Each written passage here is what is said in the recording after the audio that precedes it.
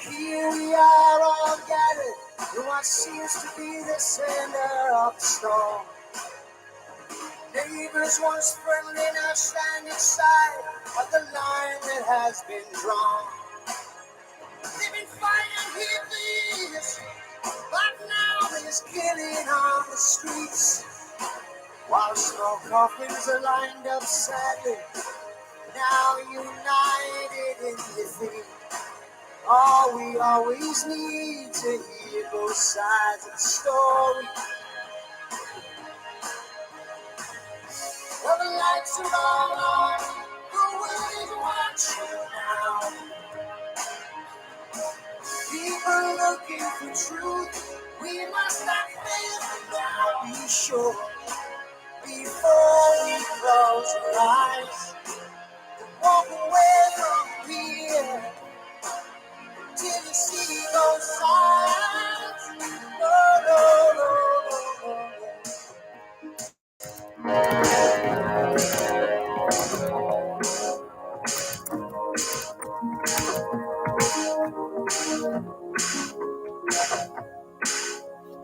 White man turns the corner, finds himself within a different world.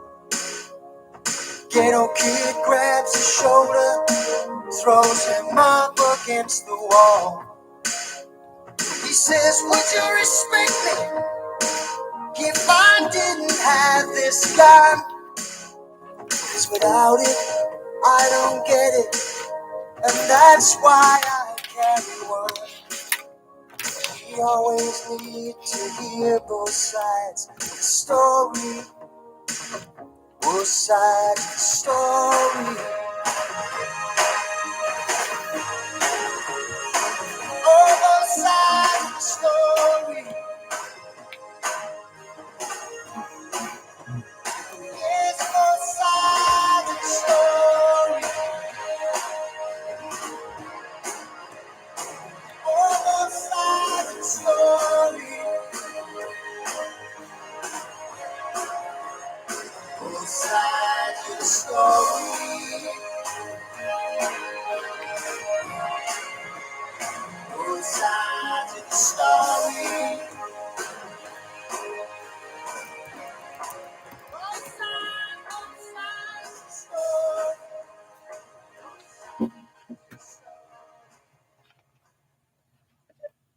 Ever so often, we like to play the theme song in full. Not sure how many of you have been able to listen to the words over the years. Find yourself in the gutter, in a lonely part of town, where death waits in the darkness, with a weapon to cut some stranger down. Sleeping with an empty bottle, he's a sad and an empty-hearted man. All he needs is a job and a little respect so he can get out while he can. We always need to hear both sides of the story. A neighborhood peace is shattered. It's the middle of the night. Young faces hide in the shadows while they watch their mother and father fight. He says she has been unfaithful. She says her love for him has gone. And the brother shrugs to his sister and says, looks like it's just us from now on. We always need to hear both sides of the story. More in a moment. Walk into Marjan's Pharmacy and you'll feel better. The service is clearly different. Marjan's Pharmacy, call 876-703-6335. The time by Marjan's Pharmacy is 2:15. Calling all Jamaican business operators. Meet the world at Montego Bay Convention Center June 13 to 17 at AICE 2022. Small, medium, and large enterprises, this conference is for you. Capitalize on prospective investors and hear world-class speakers at the 8th World Free Zone Organization's annual International Conference and Exhibition AICE, June 13 to 17, Montego Bay Convention Center. Reduced rates for local business operators. Register now at AICE2022.com. In need of a locksmith? Call Lock Safe and Vault Limited, the experts in the business, specializing in safes, vault doors, cash protector units, locks, crowd control, and locksmith services. Lock Safe and Vault Limited, 4 Shortwood Road, Kingston 8. Telephone 924 555023 or 924 01245. Gen Zers, we're back! Gen Z returns with a new look, fresh faces, hot topics, and a whole new vibe. We're talking finance, dating, dancehall. You think it? We discuss it. You don't want to miss it. So join us Saturdays at 10 a.m. on Power 106 FM and 6:30 p.m. on TVJ. Gen Z, a show for the youths, by the youths. Your health is key to your wealth. Suffering from muscle, joint, neck, back, and other pain? The Rehabilitation Institute of the Caribbean, providing medical care for function and performance in association with Winchester MRI, Jamaica's first choice for MR imaging. Immune Active Denk, a combination of key active ingredients designed to boost the body's natural defense. And Almighty Studio, Yeah, a yeah. recording studio where they create And the song in the background. presents Rehabilitation Now, a 30-minute Yeah. feature on physical medicine and rehabilitation for people overcoming pain or dysfunction from injury or disease that affects muscles, tendons, nerves, and joints. Rehabilitation Now, with host Alicia Taylor and rehabilitation physician Dr. Paula Dawson, airs every Thursday, 5:30 to 6 p.m. on Power 106. Free your body from aches and pain with Rehabilitation Now. Knowledge is power. Class is in session. Power 106.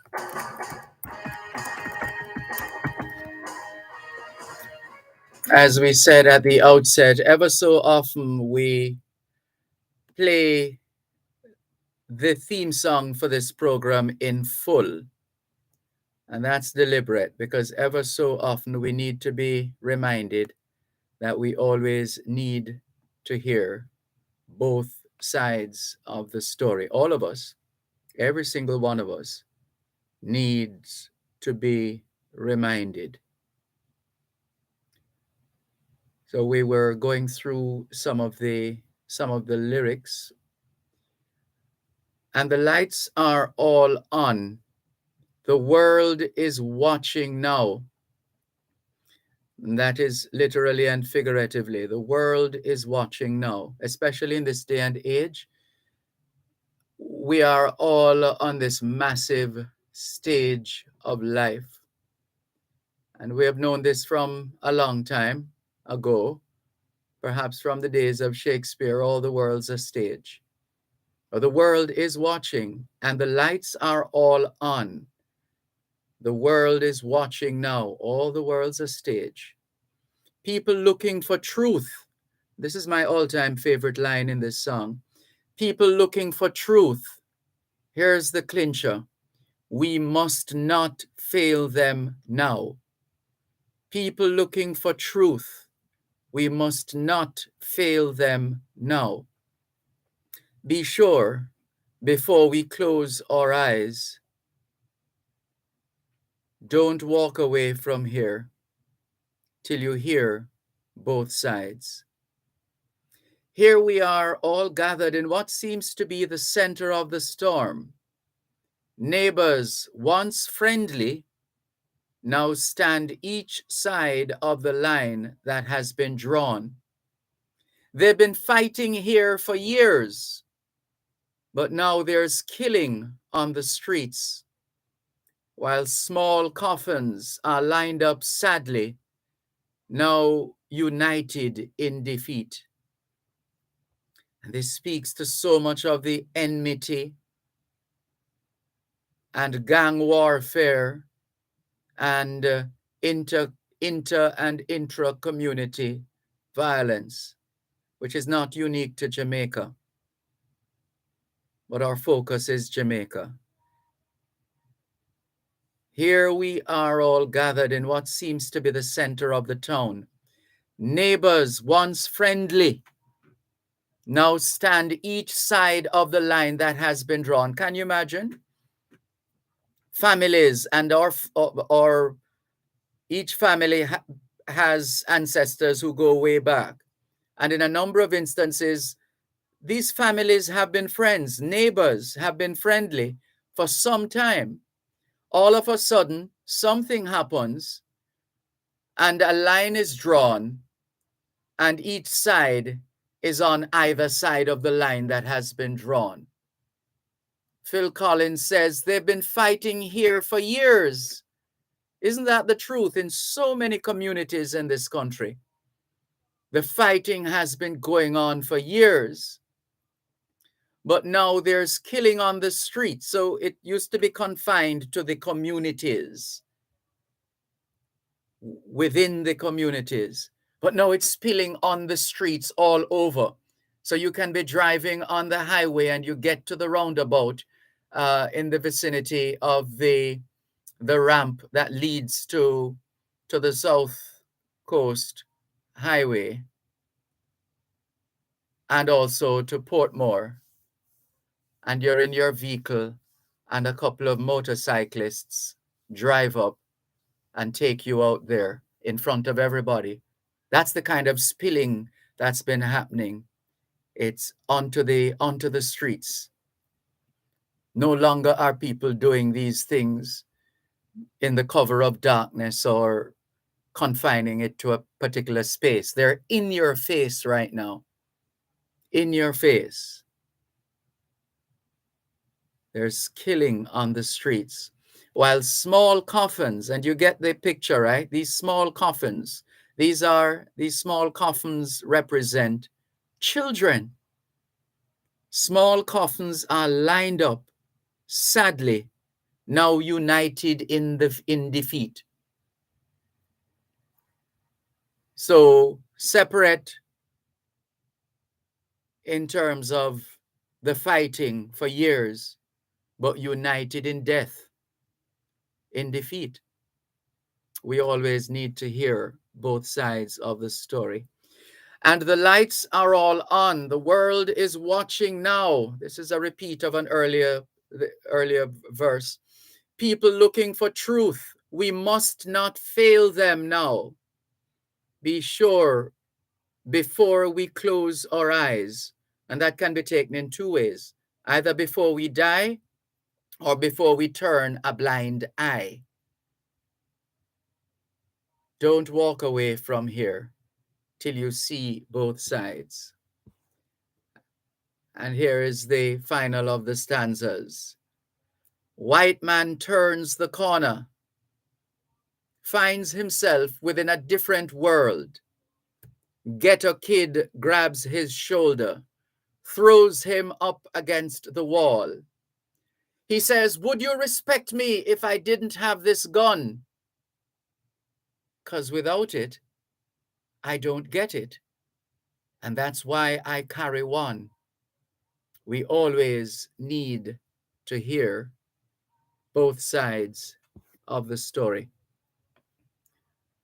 Ever so often, we use the opportunity to play this recording in full to make the point that we just made. We always need to hear both sides of the story. We need to hear both sides of the story. Thank you, Phil Collins. Thank you very much for this masterpiece.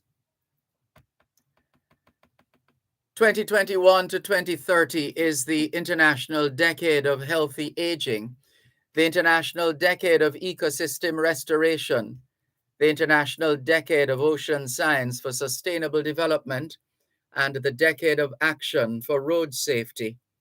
It's the 10th day of the 6th month of 2022, the International Year of Sustainable Mountain Development, the International Year of Basic Sciences for Sustainable Development, the International Year of Glass, and the International Year of Artisanal Fisheries and Aquaculture.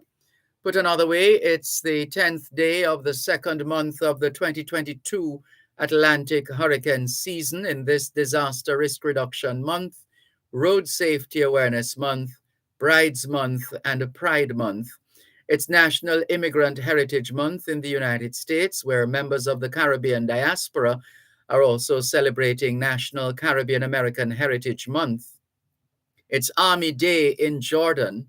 Still in the United States, June is being observed as Alzheimer's and Brain Awareness Month, Cataract Awareness Month, Men's Health Month, Myasthenia Gravis Awareness Month, Aphasia Awareness Month, Congenital Cytomegalovirus Awareness Month, Migraine and Headache Awareness Month, National Safety Month, Scleroderma Awareness Month, Post-Traumatic Stress Disorder, PTSD Awareness Month, and Scoliosis Awareness Month. The abolition of slavery is being commemorated in French Guiana.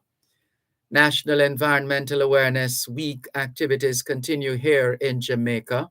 It's Camo's Day in Macau and Portugal, Day of National Reconciliation in the Democratic Republic of the Congo, and a day to celebrate sovereignty.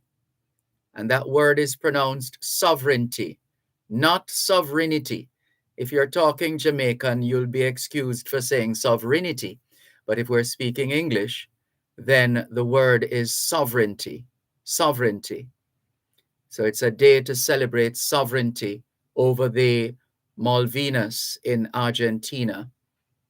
Hoy es viernes, el 10 de junio 2022. Y les saludamos en cualquier parte del mundo que nos están escuchando en este momento. Estamos muy agradecidos por el don de la vida y el privilegio de servirles en otra edición de su programa, Both Sides of the Story, ambos lados de la historia. Nunca vamos a tomar su audiencia por sentado, porque sabemos que ustedes tienen otras opciones.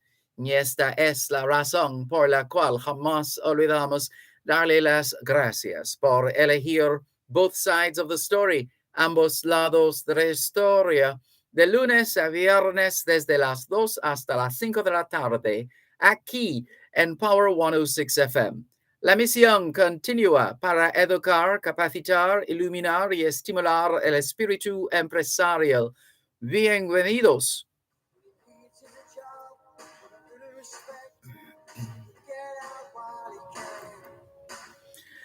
C'est vendredi le 10 juin 2022 et nous vous saluons tous qui nous écoutez où que vous soyez dans le monde.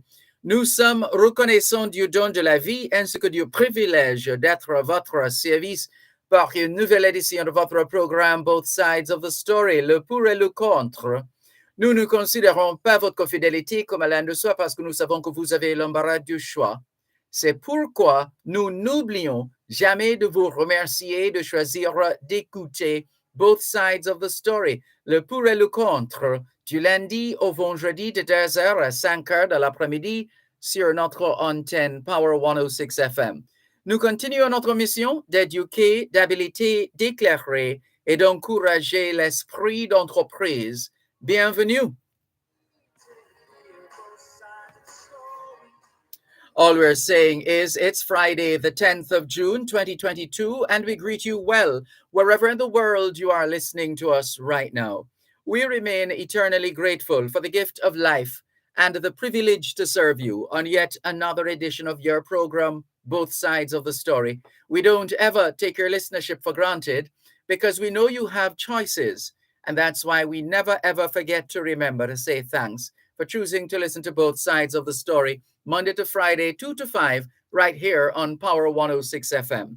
The mission continues to educate, empower, enlighten, and encourage entrepreneurship. Welcome.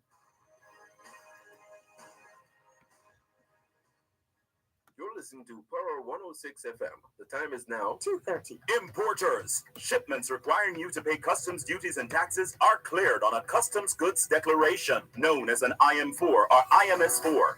Ask your clearing agent to provide your customs declaration, customs assessment notice, and customs receipt once duties and taxes are paid. Where your clearing agent may not be able to provide the IM4 or IMS4, request your customs goods declaration registration number or C number, which can be used to verify your payments. Importers, request your IM4, IMS4, or C number. It is your right. For details, email the Jamaica Customs Agency at public.relations@jca.gov.jm. Jamaica Customs, keeping our customers in focus. You hear that? Silence. Ever since I moved out of mommy house, I can just kick back, relax, have a drink.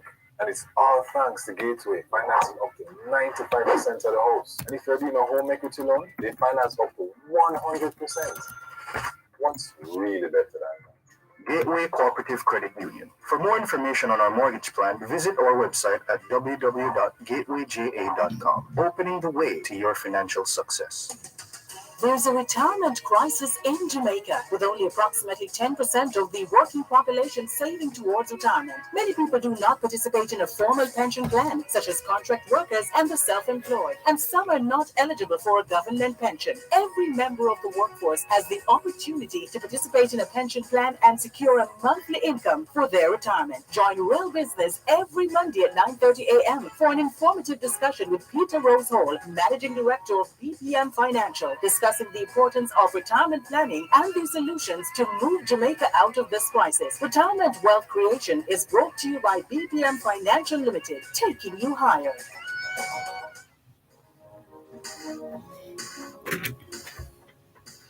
Good afternoon to those of you listening to us on 106.1, 106.3, 106.5, 106.7, and 106.9. From Moran Point to Negril Point, from the Goat Islands to Galena Point. This is Power 106 FM, serving Jamaica and the diaspora. Hello to those tuned in via the Power 106 FM app, which you can download from the App Store or the Google Play Store, depending on the nature of your device. Downloading is free, listening is free, whenever, wherever. We thank you if you have dialed one of two numbers to listen to Power 106 FM from the United States and the United Kingdom. From the US, if you wish to dial a number to listen to Power 106 FM, you can call 631-359-8281, 631-359-8281.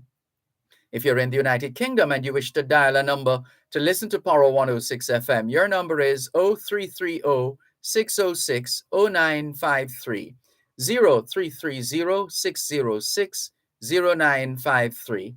We're streaming live video on the Dervan Malcolm Facebook page. If you're not there yet, log on to Facebook and the search box atop the page, type DERVANMALCOLM, and you too will be able to not just hear, but see what's happening in the studios of Power 106 FM.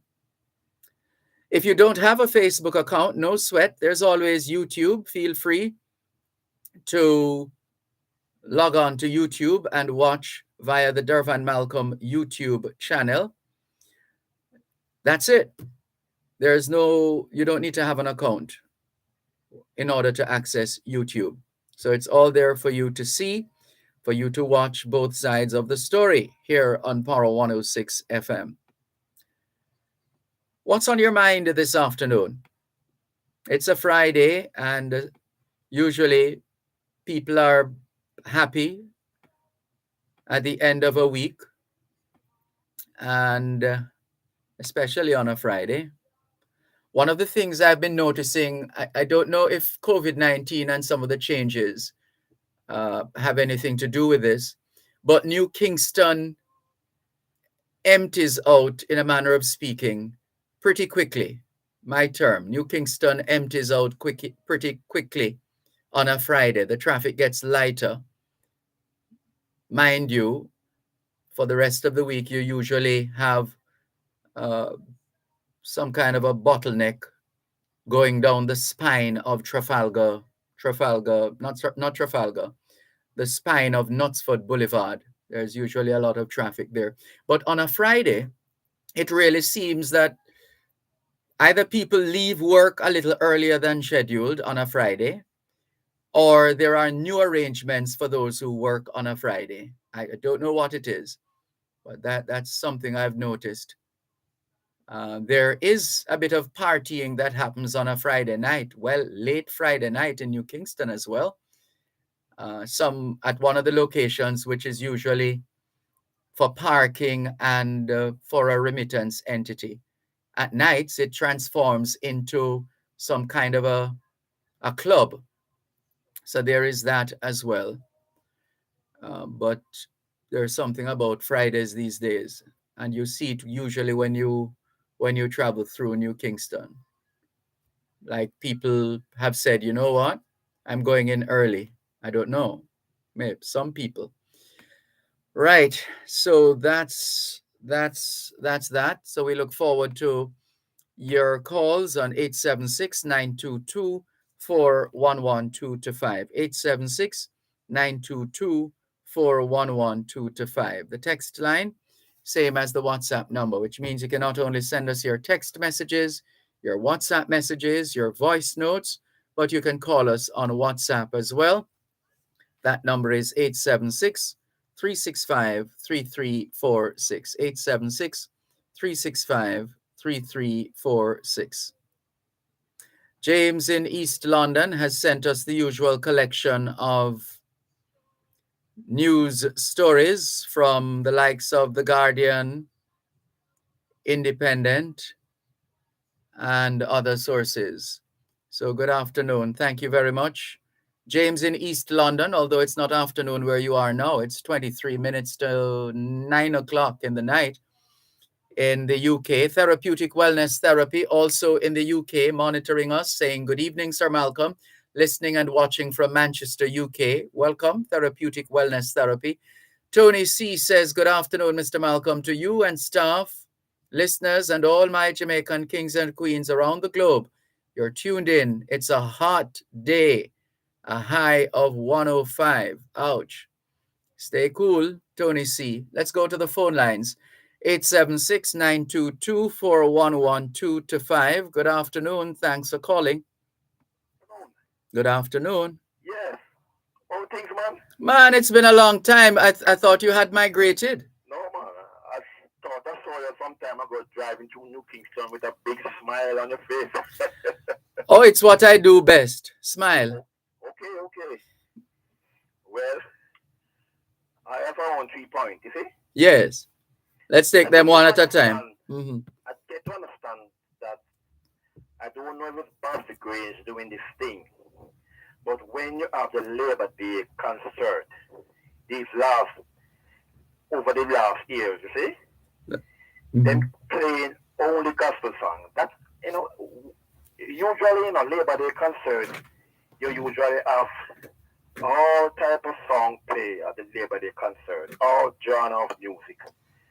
But nowadays, I just gospel song alone them a play. Even the last one, them have it in Arbitrary Park. Just gospel song alone. That is dictatorship, Really? How so? It's dictatorship. How? Because a lot of Jamaican people listen to all genre of music. We listen to reggae, we listen to ska, we listen to I'm dancehall, sure if we you listen to gospel songs. go back over the years So and we only play gospel song alone. if you go back over the years and check the Labor Day concerts, for the most part, you are correct. They have been variety shows, variety concerts, Yes. and but the production crews and the people who plan these events from time to time make adjustments, and that might be No, man. that might be one of the Listen, adjustments. Listen, man. Listen what I'm saying to you, please. I've hear you loud and clear. Hello. I didn't miss anything. I used to go Labor Day concert regular Mm-hmm. every year. But from the other day, when them transfer the Labor Day concert into a gospel concert, I stopped going there because I find it very boring. I can't manage to just listen to one type of song at a concert. Yes. I didn't go there for a gospel concert. I never go there to go to church. I go there to enjoy Jamaican music.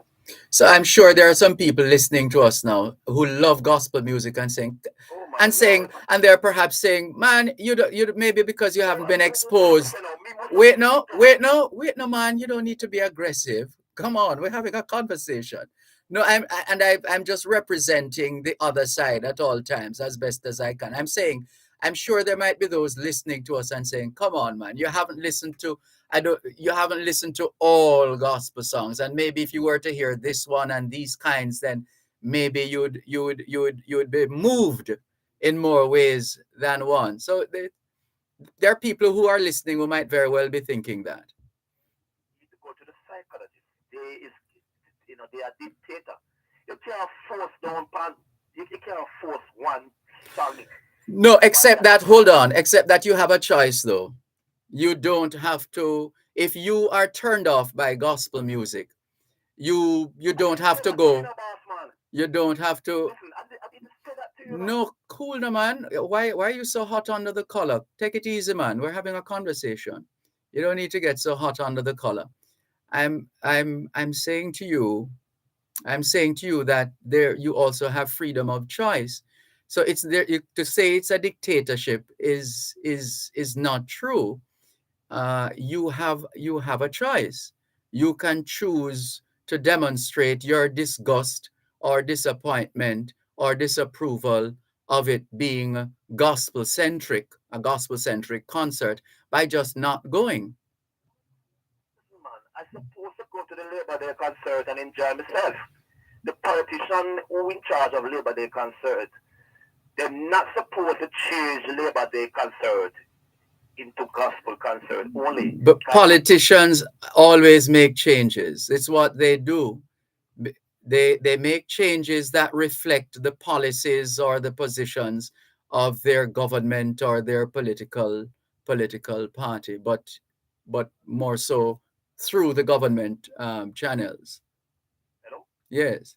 so you agree that Labor Day concert No, must that's come. not reasoning. How do you come to that conclusion that I agree? You want to say you agree is a question I'm asking you. I have been enabling making the discussion, creating an enabling environment for the discussion.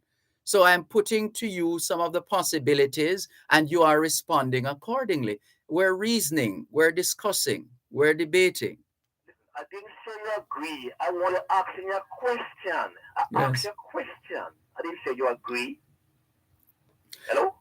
No, what I am saying is that we've had Labor Day concerts over the years, and they're usually a variety style concert. They usually open with a gospel act or two, and then they have some reggae,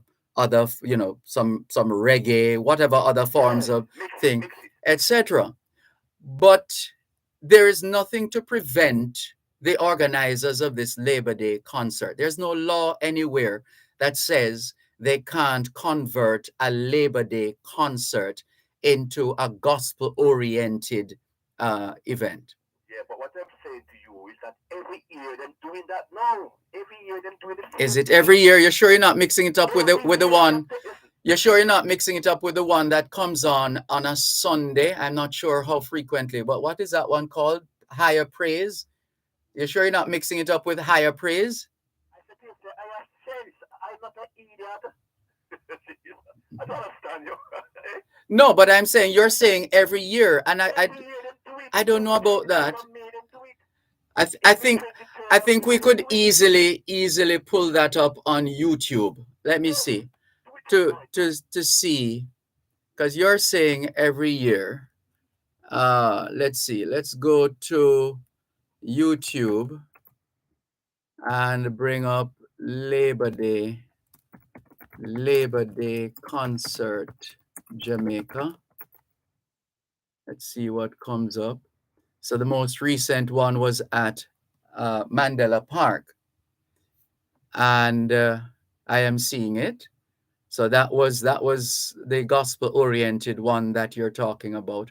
I'm also seeing Labor Day 2021. It was a virtual concert. There's a little girl on stage there performing.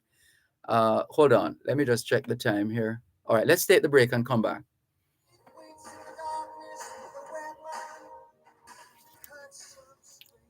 You're listening to Power 106 FM. The time is now 2:45. Isratech Jamaica Limited is excited to announce it has opened its second superstore at our head office in Kendal, Manchester. With this latest expansion, Isratech has branched out to offer a wider variety of products. Everything agriculture, everything water, everything energy and home and garden hardware. Everything for your home, garden and business under one roof. Visit Lot 2, Kendall Shooters Hill, Mandeville. Call 876-603-3568 or visit isratech.com. KSOJ's Crime Stop Jamaica 311 unsolved. We need your help to solve the brutal murder of Ricky Shrimpy Bailey. 5:10 a.m. Wednesday, January 1, 2020. Mr. Bailey had just left a New Year's party at Sabina Park when he was attacked and shot to death. Crime Stop Jamaica and concerned citizens are offering a total reward of $800,000 for information leading to the arrest and charge of those responsible. Call Crime Stop Jamaica 311. Solving crime pays.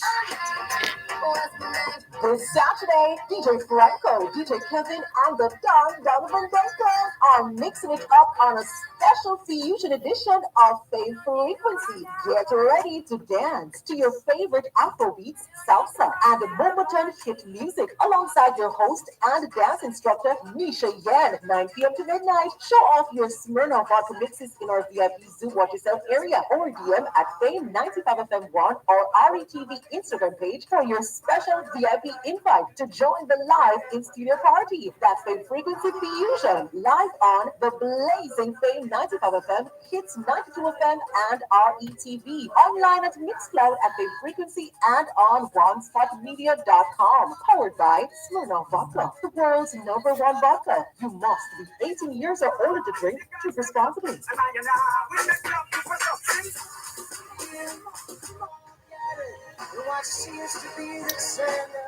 And thanks for holding. So here now, so we're going through the concerts, the Labor Day concerts. So we found last year, you're not talking while I'm talking, are you? Because that would be bad manners. Saying to you, Yes. the last 5 years. Yeah, just hold on. No, I'm trying to help you here. I'm going through. So this year was in Mandela Park, and it was gospel oriented. In fact, it was called Labor Day Praise and Worship Concert, which was held on the 23rd. Then for Labor Day 2021, it was a virtual concert, Labor Day 2021. And the participants in Labor Day 2021, let's look at this flyer. There's a flyer to start it. So it says Labor Day 2021 virtual concert. Listen to the lineup. Kevin Downswell, Jermaine Edwards. Yeah, these are gospel artists. Where did it go? Come back here. Let's go back. Let's pause that. Right. And so this dominate Carlene Davis, Carrie Sales, Sister Pat. So these are gospel artists. So you are correct. So this year was gospel, last year was gospel. I was trying to find 2020, but I doubt anything happened in 2020 because of COVID-19. Right? So I'm not seeing a 2020 concert. But then I am seeing 2017. 2017 was Labor Day Gospel Concert. So you're right again. That was 2017. But in terms of 2018, 2019, I'm not seeing those on the radar here. Right. So you do have a point that they've been weighted in recent times. The Labor Day concerts have been weighted towards gospel artists. Yes. At Jamaica House. It sounds like you were talking again while I was talking, so you didn't hear what I said then. Yeah, me hear what you say, man, but it's just that you don't want me to talk. Why? No.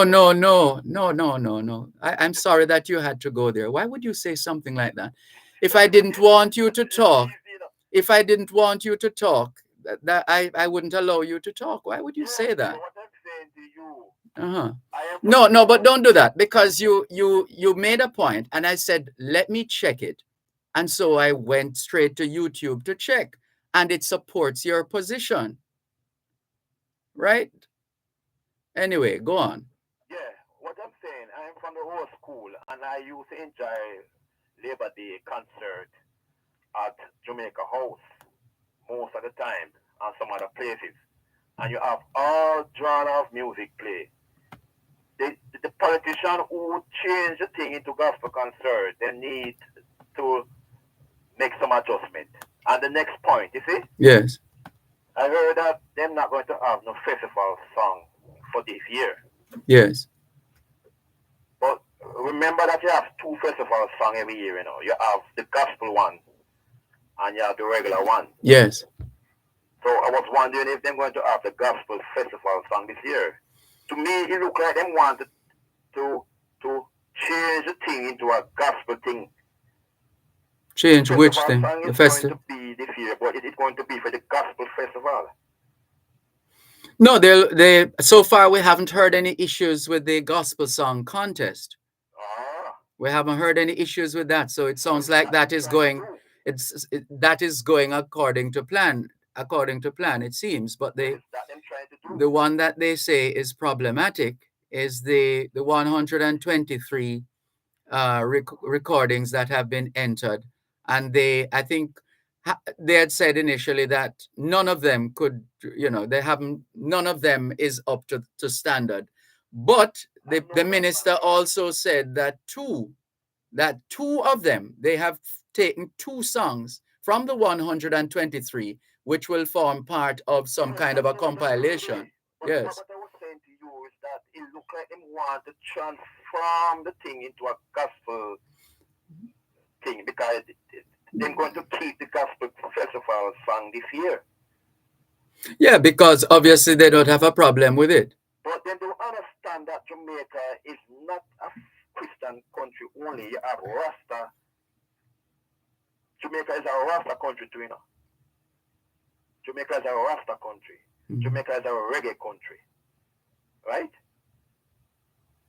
Yes. So why are them trying to fight against reggae music, ska music, Well, and all those things? how do you come to that conclusion that they're So why fighting when against Labor reggae Day keep, music? why when Labor Day keep them all that keep gospel song? Yeah, but these some of these artists, their gospel is reggae gospel, you know. A reggae gospel, I mean a reggae gospel. A gospel song they must sing about Jesus love you, Jesus love you. Yes, and the beat is reggae as opposed to So traditional. Yeah. everybody in Jamaica, you know, is Christian. I didn't say that. And I wouldn't say I've all you if you listen to this program often enough, you would hear me Just a man. speaking of people being free to do whatever they want to do as long as that Just a freedom man. doesn't infringe on But another this person's foolishness, freedom. the leaders, them in this country keep up here, Yes. boss. All right. So the Foolishness. conclusion is you are saying to the government, you you want a variety concert, not one that is just one one particular genre or one particular type of music. You want a mix. So your position is quite clear. Anyway, they need to paint the war theater into Jamaican flag for this 68th anniversary independence. Okay. Listen, you is a broadcaster, right? Yes. You're behind the mic, and I don't hear you a little sound about the dirty looking building what them have down at the Paris Square calling War Theater. I don't hear you a little sound about it. I'm sorry you have missed the times when I have. No, you only do it once in a blue moon. Man. No. You're not doing it often, man. No. What if you have? No. Oh, you're going to Look, the Ward Theatre means a lot to me, as you have heard me say before on this program, because that is where I was exposed to a broader audience, a group of people some of whom saw some talent there and decided to make arrangements for me to do an audition at this station called Poro, this brand new radio station, Poro 106. I don't need to go over the history again. We did a broadcast from the Ward Theatre a few Labor Days ago to bring a level of sensitivity to the state of the Ward Theatre, etc. Now, what is clear is that there has been some kind of a stalling of the work that was being done. And what we need to find out is what is the situation? What is the plan for the Ward Theatre? That's really what we need to be finding out at this time. What is the plan for the Ward Theatre? I'm with you on that. Celebrate the Diamond Jubilee this year, right? Yes. And you don't say you're going to play the place and fix up the parade square and make the place look good, man. Don't let the parade square into a nasty condition, you know. Yes, I know you have a big problem with the nastiness. You talk about it all the time. Your company where you work. I don't have a company. If I did, I wouldn't be sitting here 2 to 5 Monday to Friday. I don't have a company. I don't have a company. I don't even have a share in the company. All right, what I'm saying, the cleaner company and the Grace Kennedy downtown. Yes. They can make a donation towards the fixing up at the Paris Square and the War Theatre, man. Have they been asked? Yeah. Have they been asked? But they are downtown Kingston and they don't even know what's going on around them. They don't even know about the nasty looking things around them. Yeah, but that needs to be fundamentally dealt with. In other words, they established, whether through the local government authority or the solid waste management authority, these entities which fall under local government have a responsibility, have a duty to maintain a high level of sanitation. There's no question about that. So that it shouldn't be that we have to bring in a special crew to do a special wash down, a special painting, etc. These should be ongoing duties that people have to do to maintain. And look how near the garden houses. Look how near the garden houses. Yes. The Paris Square in that dirty condition. And when you're passing around with Sir Williams Grand Park, you have to smell the wallpaper, smell the dirt, the bad smell around there. Yes. Yeah? It's in a bad state. These leaders in the House of Parliament, man, they need to come out, man. I'm putting some sensible people inside here, man. We hear you loud and clear, sir. Okay, then. Thanks for the call. Yes. Take care. This is your program, Both Sides of the Story, Poro 106 FM, still streaming live on the Gleaners website, go-jamaica.com, live on your smart devices all over the world, taking your calls on 876-922-4112-5.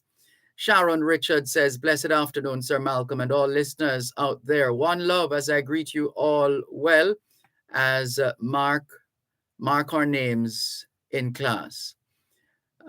That's done, Sharon. Velta Wilson in St. Thomas says, good afternoon, Mr. Malcolm and listeners. I want you to big up Mrs. Norma Chung here in St. Thomas and my college batchmate, Christine Johnson in Grange Hill, Westmoreland. I know that they both are listening today. Well, we're happy to have them on board. Mrs. Norma Chung in St. Thomas and Christine Johnson in Grange Hill, Westmoreland. Norman Hines is also in St. Thomas and he's greeting us. Good afternoon, Norman Hines. Lisa Brown Campbell, it's been a while, says Dervan, this caller is coming across as combative as he makes his position on the Labor Day concerts. Kind of offensive, but you continue to be gracious. Kudos. You're very kind. Thank you very much, Lisa Brown Campbell, for your message on Facebook Live. We're going to a scheduled interview after the break, and then we come back with more of your feedback on your program, Both Sides of the Story.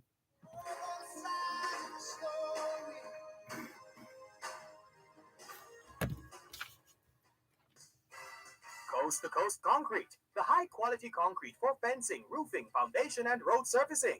Call 876 754 7472. The time by Coast to Coast Concrete is 3 o'clock. National Irrigation Commission customers, you can now pay your bills See? online using your Visa credit card, MasterCard, or NCB key card by visiting the website www.nicjamaica.com. Select Pay Your Bill option, then follow the instructions, or visit any one of their office locations and pay using your debit card. The National Irrigation Commission Limited. Irrigation, making the difference in agriculture.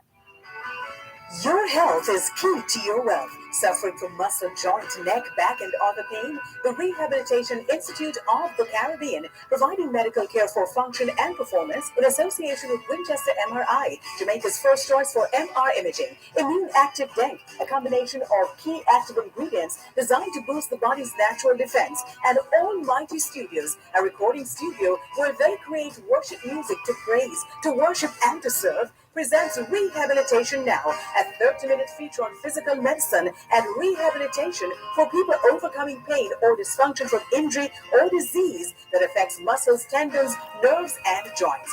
Rehabilitation Now, with host Alicia Taylor and rehabilitation physician Dr. Paula Dawson, airs every Thursday, 5:30 to 6 p.m. on Power 106. Free your body from aches and pain with Rehabilitation Now.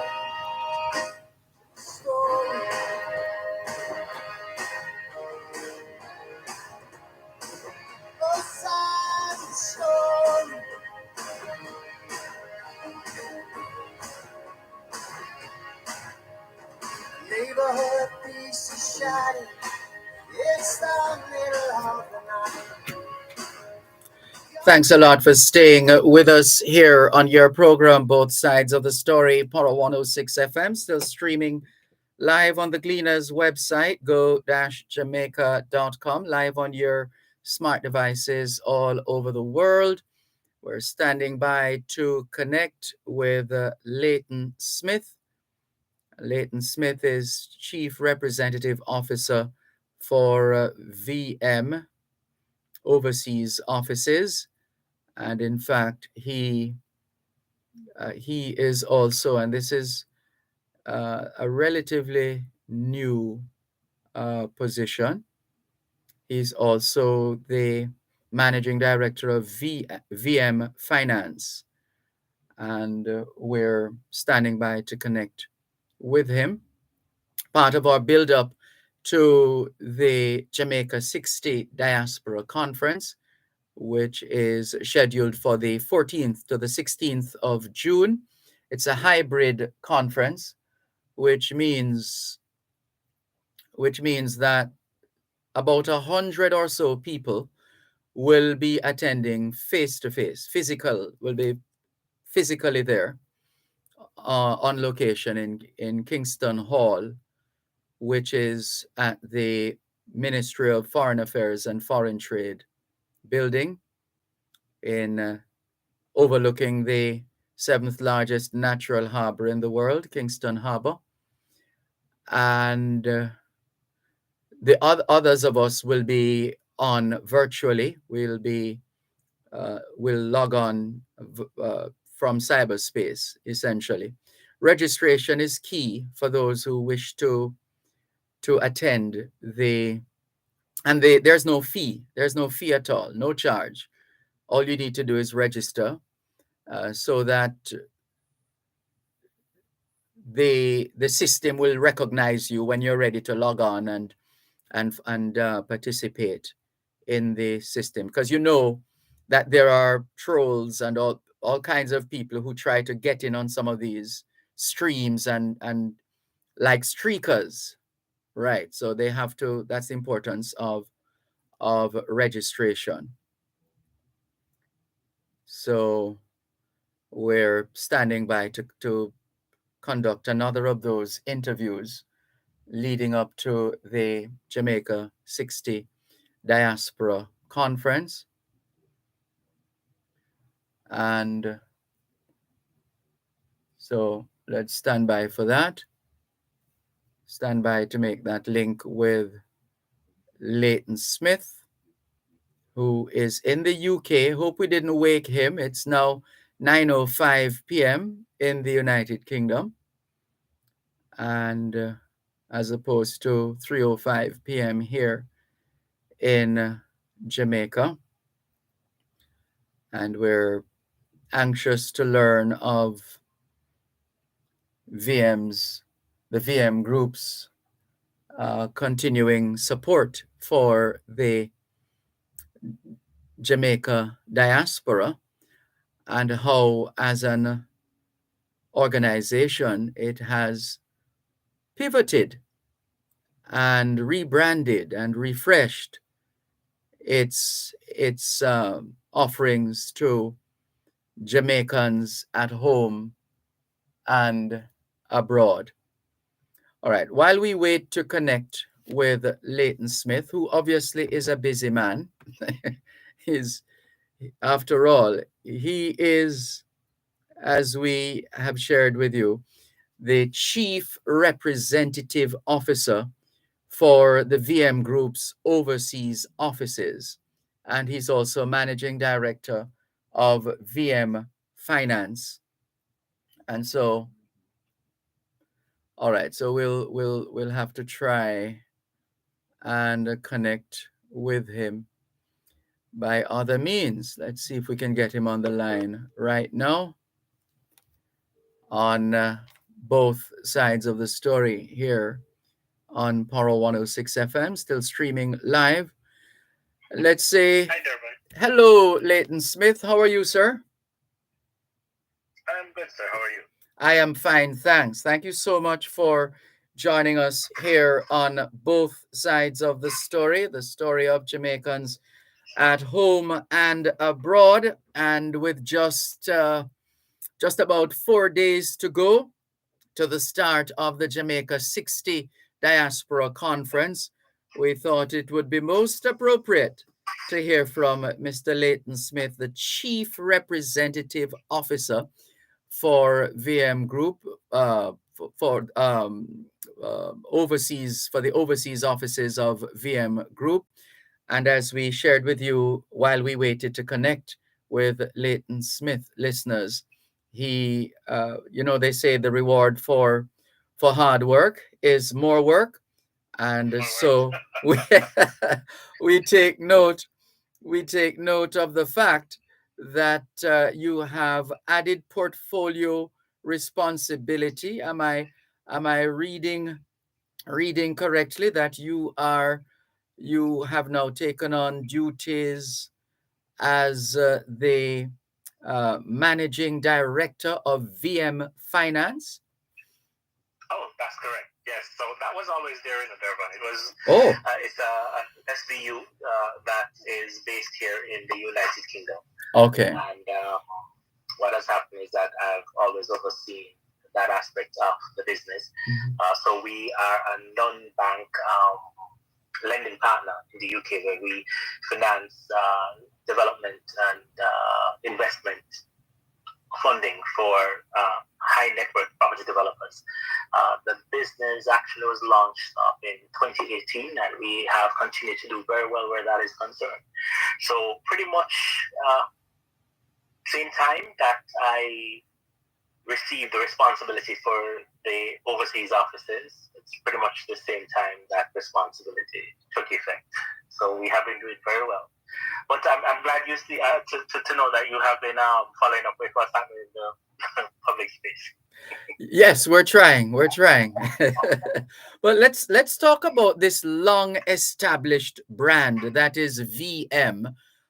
You've been around longer than we have had or attempted a structured diaspora engagement movement. And so you have been pretty much nurturing the Jamaican diaspora long before even the word diaspora was being used. You're so right, Dervan. VM was the very first financial institution to set up overseas offices in the diaspora market, as we have now come to know it. It first began in the 1950s, really. not VM itself, but when quite a bit of Jamaicans came to the United Kingdom during the Windrush era. As you know, this month, June, is celebrated as Diaspora Month. And here in the United Kingdom, there is Windrush Day, which is celebrated on June 28th.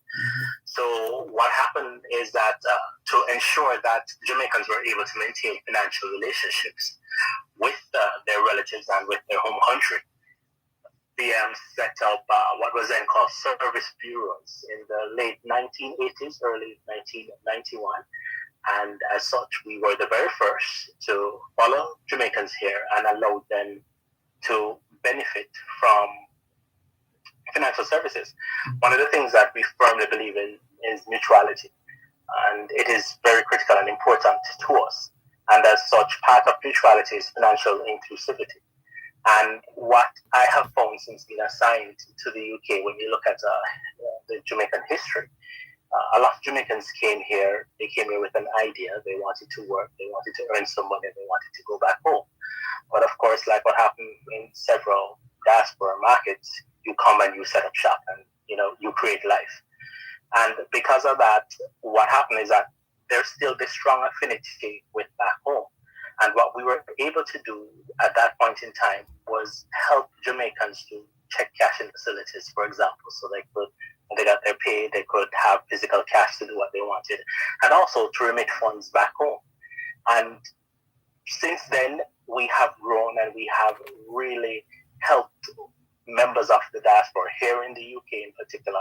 And as we have branched out to the other jurisdictions or US offices, and also we did business development activities in Canada, we remain loyal to the Jamaican people because, as you know, the diaspora is critical to the success and the growth and development of Jamaica.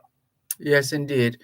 And so as you get ready, like the rest of us, to participate in the Jamaica 60 Diaspora Conference, the hybrid edition, uh, how are you hoping as a brand to continue impacting the diaspora, and how do you plan uh, what approach do you plan to take in that regard, uh, in further enhancing the experience of your clients at home and abroad? That's a very good question, Dervan. One of the things that has happened is that, as you are aware, VM has been a legacy partner of the Jamaica Diaspora Conference in terms of our support. Yes. And this year, the theme fittingly speaks about reigniting a nation for greatness. And when you talk about that greatness, then of course, as a people, it's something that's innate, it's resolute. Persons look at us and say, there's something about Jamaicans that allows them want to be like us. And that's something good, and we have to be proud of. Now, the Diaspora Conference, as always, allows us to tap into the various diaspora minds and, listen to our people and take that feedback, take that wealth of knowledge, their experiences, and see how it is that we can make improvements, as we have said, for growth and development. Now, why is the diaspora so important to VM? As you know, Dervan, I'm assigned from Jamaica and I sit at the senior level. And sitting at the senior level allows me to hear the concerns of the diaspora, Jamaicans in the diaspora, and be able to represent what it is that they want to feed back into an institution such as VM, and therefore be able to influence change, to influence the growth and development that's needed, to hear their concerns and take those concerns to see how it is that we can further grow not only our nation, but then when you look at institutions like Jamaica and also institutions like VM, and also to provide support for SMEs, for industries, through the products and services that are being demanded, then of course that is critical and that is important. Yes. You also asked how it is that we are going to maintain this relationship in terms of what it is that we are doing. Tell us about that right after the break, please. Sure.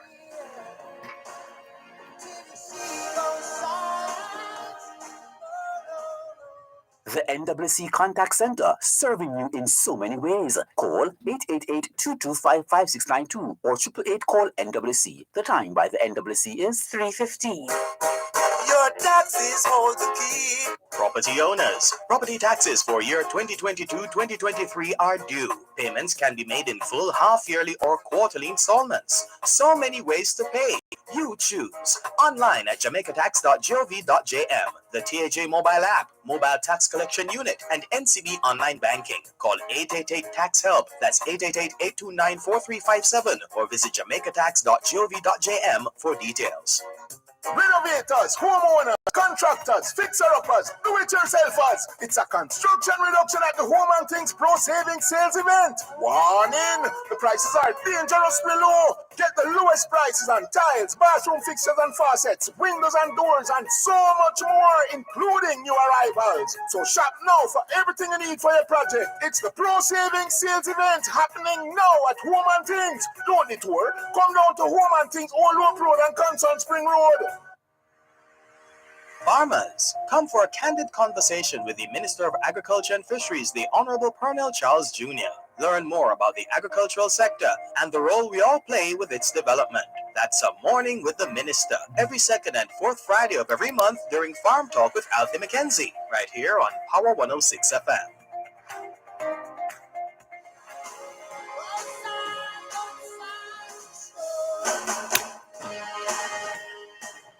Thanks a lot for staying with us here on your program, Both Sides of the Story, Power 106 FM. I'm Dervan Malcolm.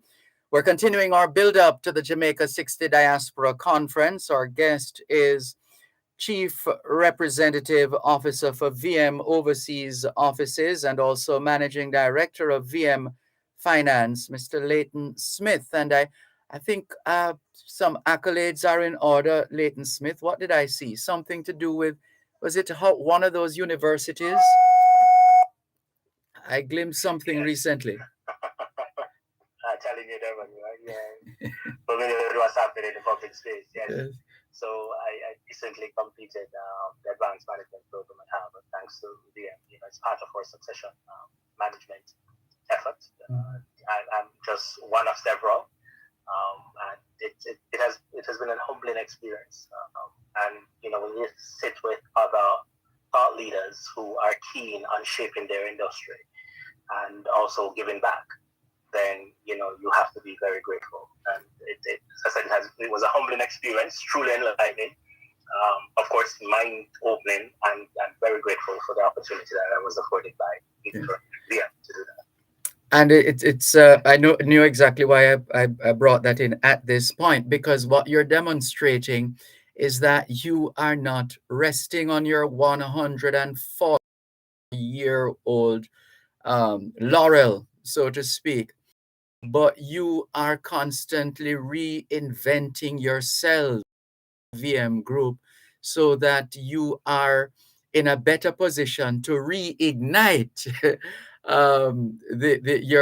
your clientele for greatness, to borrow the theme. Yes. Definitely. So it's critical because where the future is going, where the world is going in terms of business opportunities growth. VM realized that years ago, and with under the leadership and direction of our group president and CEO, we have established some pillars and some goals, and we have been making strides towards those goals. So it's truly rewarding and fulfilling when you see those things coming to fruition. And certainly, Jamaicans can expect a lot more from VM, in terms of us wanting to ensure that we remain true to that mission of financial inclusion and empowering our members globally to achieve financial well-being. Will you, going to the break, of course, you were about to give us a little more in terms of the engagement of your clients at home and abroad, and the approach, in terms of deepening your commitment. Right. So one of the things, as you know, Dervan, because we have been working collaboratively for a number of years, is that at VM we truly care for the people that we serve, our members. And so we treasure any opportunity we have to engage with them and also on matters relating to their journey to financial wellness. And as such, through our various offices, we have 3 representative offices here, for example, in the United Kingdom. We have 2 in the United States, one based in Florida, and the other, newest kid on the block, in New York. And we continue to work very well with the Jamaican Canadian Consulate, for example, and other charitable organizations in Canada on business development opportunities that exist there. And because of that, then what we're able to do is to remain close to the community as a financial institution and support certain initiatives that are critical, not only for the development of our people living in the diaspora markets, but also, as we said, pointing back to how it is that they support either through charitable philanthropy back to Jamaica. And it also ties in through with why it is that we're a legacy partner with the Diaspora Conference, with the Jamaican government in hosting the Diaspora Conference, in the fact that the conference each year fulfills that need for integration and unification of the Jamaican diaspora community through a coordinated effort. And therefore, what we find every time it is hosted is that we're able to really highlight certain key areas and certain key industries that need support. And when we're able to do that, then of course we're able to coordinate the efforts, as I mentioned before, and highlight the growth and development of Jamaica on a large scale so persons will see the benefit of always giving back. And therefore, through our offices in the diaspora markets, we support initiatives. We facilitate, as I mentioned earlier, persons being able to maintain their financial relationships with Jamaica. So individuals, they're able to, through our offices, send documents as it relates to opening accounts. They're able to purchase properties back home in Jamaica through our offices. That is where they can go in, they can sit down, they can have discussions on how it is that they can qualify for a mortgage. And they don't necessarily have to fly home, because we do appreciate, when you're making such large purchases, for example, thousands of miles away, it can be a little bit overwhelming. And that is why we sit in the diaspora market so that we can do the necessary hand-holding, share the information, and be that conduit. And it has proven to be very successful for us. Over the years, we continue to demonstrate, tremendous growth, and for this, we are very grateful. And how do you see VM Group's positioning at the Jamaica 60 Diaspora Conference, the hybrid edition? How will there be opportunities for those who are online and physically on location as well to engage, to ask questions, to have access to information on products and services, etc.? Definitely. One of the things is that through COVID and the last 2 years, we have become very proficient at this hybrid model. So individuals will be able to feed and filter their questions, and of course we'll have team members on spot who will also be in the virtual sessions, be able to answer their questions, similar to how we will have persons in person, representation in person. So that's something that is critical, because customers today, and as you know, they're members for us, but the customers are anyone who are clients because of the varied SBUs that are within our group. They are,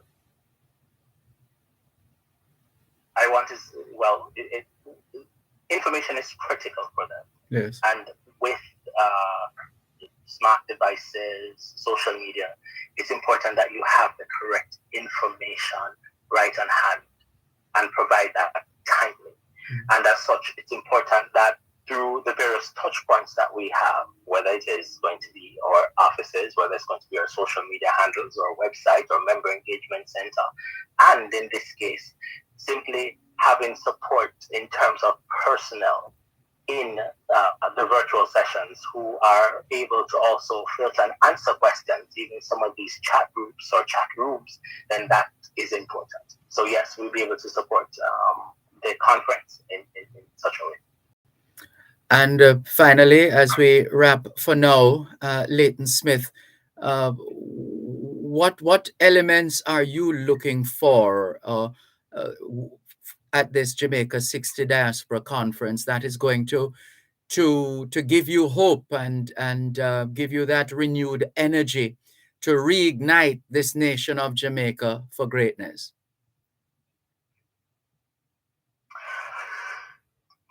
Me personally, Dervan, I sitting outside Jamaica and looking at the diaspora and to see the love Jamaicans living outside have for our nation, have for our country. I think our leaders are on the right path in terms of unifying the community through a coordinated effort. I have seen that transition, and certainly it fits into the general theme with that word, reigniting. And it is so simple yet powerful, because for the last 2 years, even though, of course, we know we have had a virtual diaspora, for the last 2 years, it has been somewhat subdued.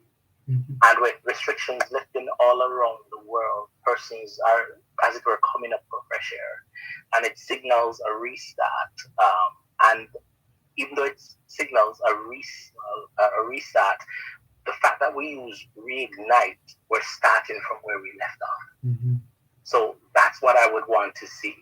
Mm-hmm. How is it that we are picking up right where we left off, right before the pandemic, mm-hmm. and how we're going to continue on that trajectory of growth? Mm-hmm. And I think based on what I've seen in terms of the deliverables, in terms of the planned sessions, and certainly it is something I would invite as many persons as possible if they can to definitely tune in and get the information firsthand for themselves. And finally, for those who would like to connect, who would like to follow VM Group, who would like to learn more about VM Group, what's the best route to take? Well, the best route to take is that, of course, we are on all the social media platforms. Just look for My VM Group. They can visit our website at myvmgroup.com. They can also call our member engagement center, depending on where you're calling from in the world, whichever jurisdiction. The number is, if you're calling from Jamaica, we know that you're going to look for 876. 876-967-8627. If you're calling from the UK, it's 0800 068 8627. If they're calling from the US or Canada, it's 1-866-967-8627. Wherever you look, we can be found. There you go. We thank you very much. We know you're a busy man, even at this time of the night in the UK, 28 minutes past 9 o'clock. But we're going to let you go for now because it's way past your bedtime. Tell you, Dervan, that's why I always appreciate talking to you. You take care of me so well. Thank you so much. It's been a pleasure. Thank you, listeners as well. Thank you. Take care. All the best. Bye-bye. Our guest there, listeners, Leighton Smith, who is the Chief Representative Officer of VM Group's overseas offices. He's based in London, England, and he also holds the position of Managing Director of VM Finance. VM being one of the legacy partners on board for the Jamaica 60 Diaspora Conference, which kicks off on Tuesday, the 14th, the hybrid edition, meaning some people will be on location, a limited number of people will be on location, and the majority within cyberspace. The target is about 5,000 people on the streaming platform at any given time. And we wish Team VM and all the other legacy partners all the best as they continue to play their part in advancing the welfare of the whole human race. But of course, as we say in Jamaican parlance, pass and christening picnic fuss, and we have to dance a yard before we dance abroad. More in a moment.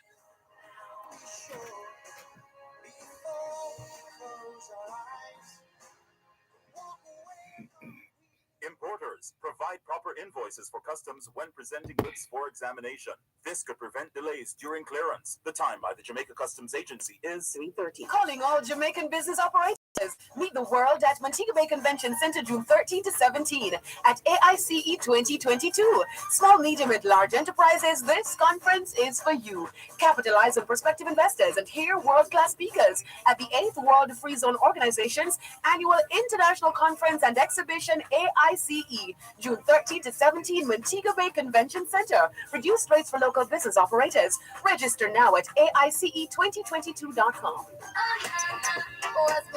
This Saturday, DJ Franco, DJ Kevin, and the Don Donovan Dunkers are mixing it up on a special fusion edition of Fame Frequency. Get ready to dance to your favorite Afrobeats, salsa, and Momotan hit music alongside your host and dance instructor, Nisha Yan, 9 p.m. to midnight. Show off your Smirnoff vodka mixes in our VIP Zoo Watch Yourself area or DM at Fame 95FM1 or RETV Instagram page for your special VIP invite to join the live in-studio party. That's Fame Frequency Fusion, live on the blazing Fame 95FM, Hits 92FM, and RETV. Online at Mixcloud at Fame Frequency and on OneSpotMedia.com. Powered by Smirnoff Vodka, the world's #1 vodka. You must be 18 years or older to drink. Drink responsibly.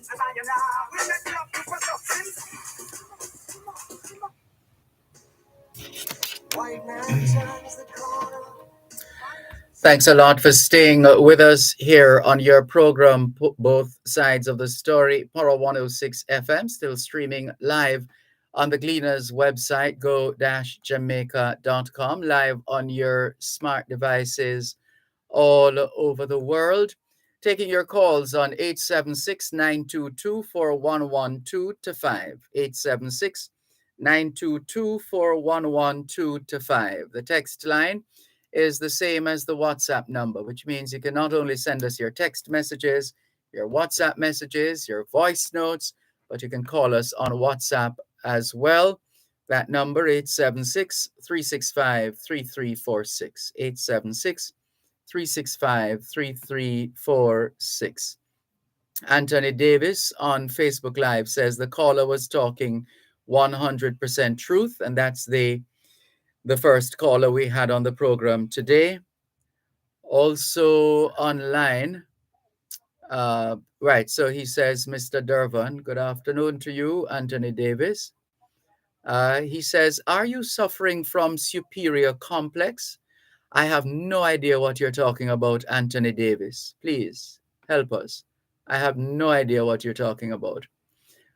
Jennifer Stewart says, good afternoon, Sir Dervan. Please send shout out to Mr. Folks, to Michael Folks. He always listens to your program Monday to Friday and Saturday morning. So hello to you, Michael Folks. Thank you very much for listening to Both Sides of the Story and the Jamaican Diaspora live online. Anthony Davis goes on to say, the caller was so right in every form about the Labor Day concerts being changed to gospel concerts, but you find it hard to believe him. What is there to believe, Anthony Davis? The evidence is there. You haven't been paying attention, Anthony Davis. I'm not sure if we should send you to the front of the class or the back of the class or out of the class because you haven't been paying attention. You have not been paying attention, Anthony Davis. We're going to send you into the naughty corner. How about that? Anyway, he says you have to go on Google to prove a point to assist the caller. Poor Anthony Davis, you've got it so twisted. Anthony Davis, as we say in Jamaican parlance, wheel and come again. You are way off the mark, way out. You're out at left field, as they say. Goodness. Let's see.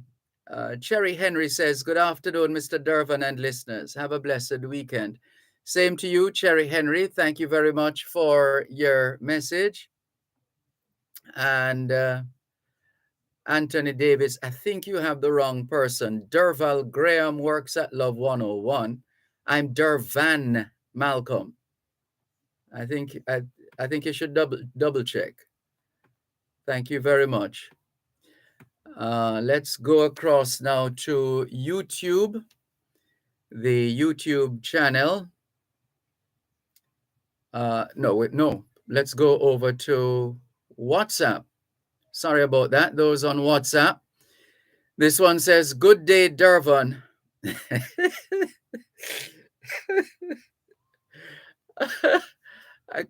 I'm sorry.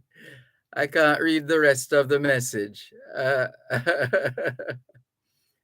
can't read the rest of the message or that part of it. And you know better than that. Who sent this message?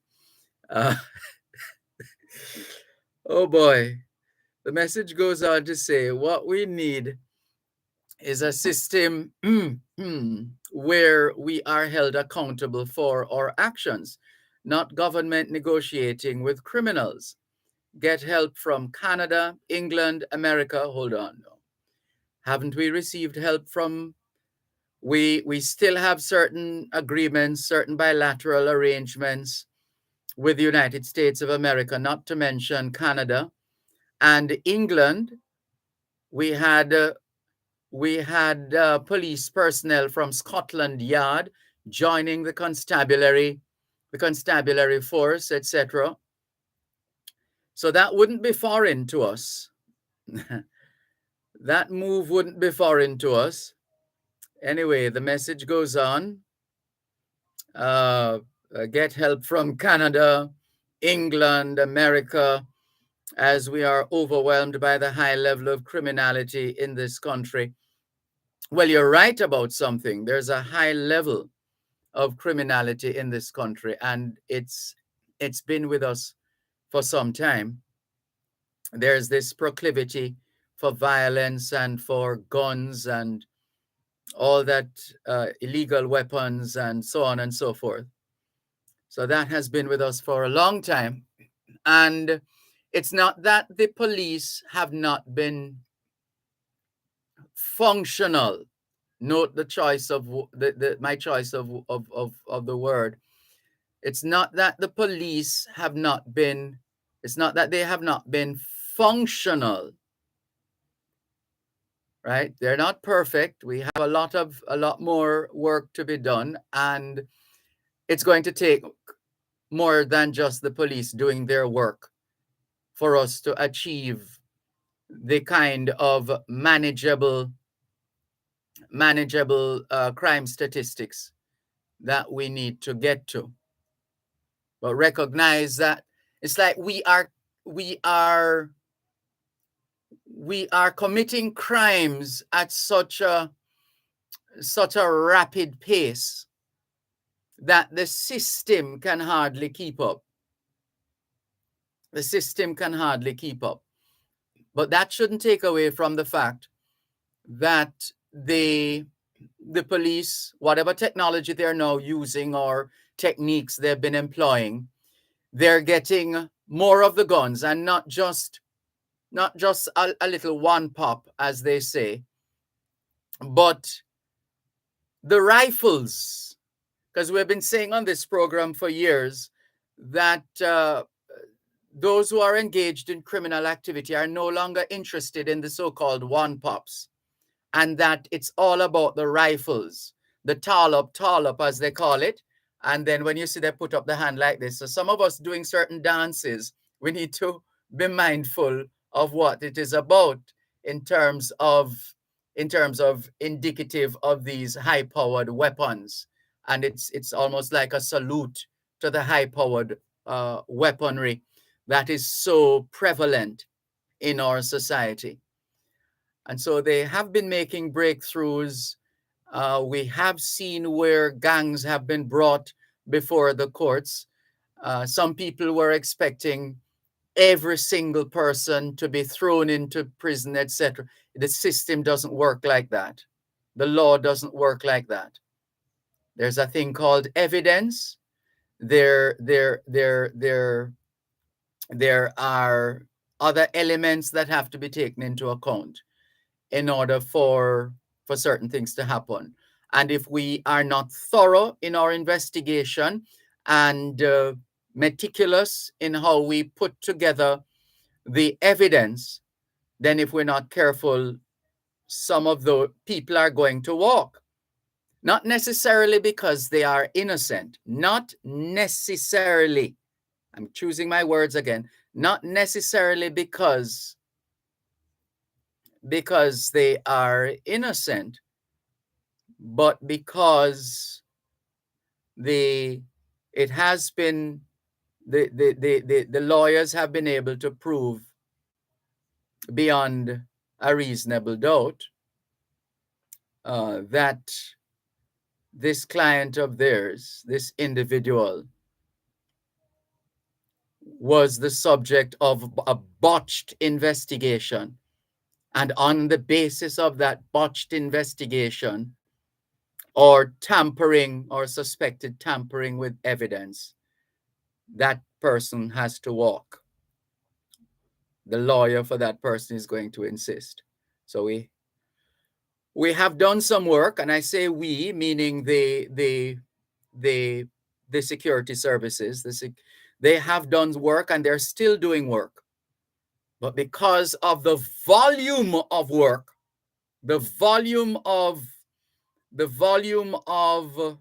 criminality, because of that volume, it's very easy for us to see something else, to see another picture. But it is what it is. Thank you. How did we get there? That was from a message. Both political, let's finish the message. Both political factions have done that in the past. Hence, we are presently over our heads in a big mess. Well, only Jamaicans can fix Jamaica. That much we know. David, what's this now?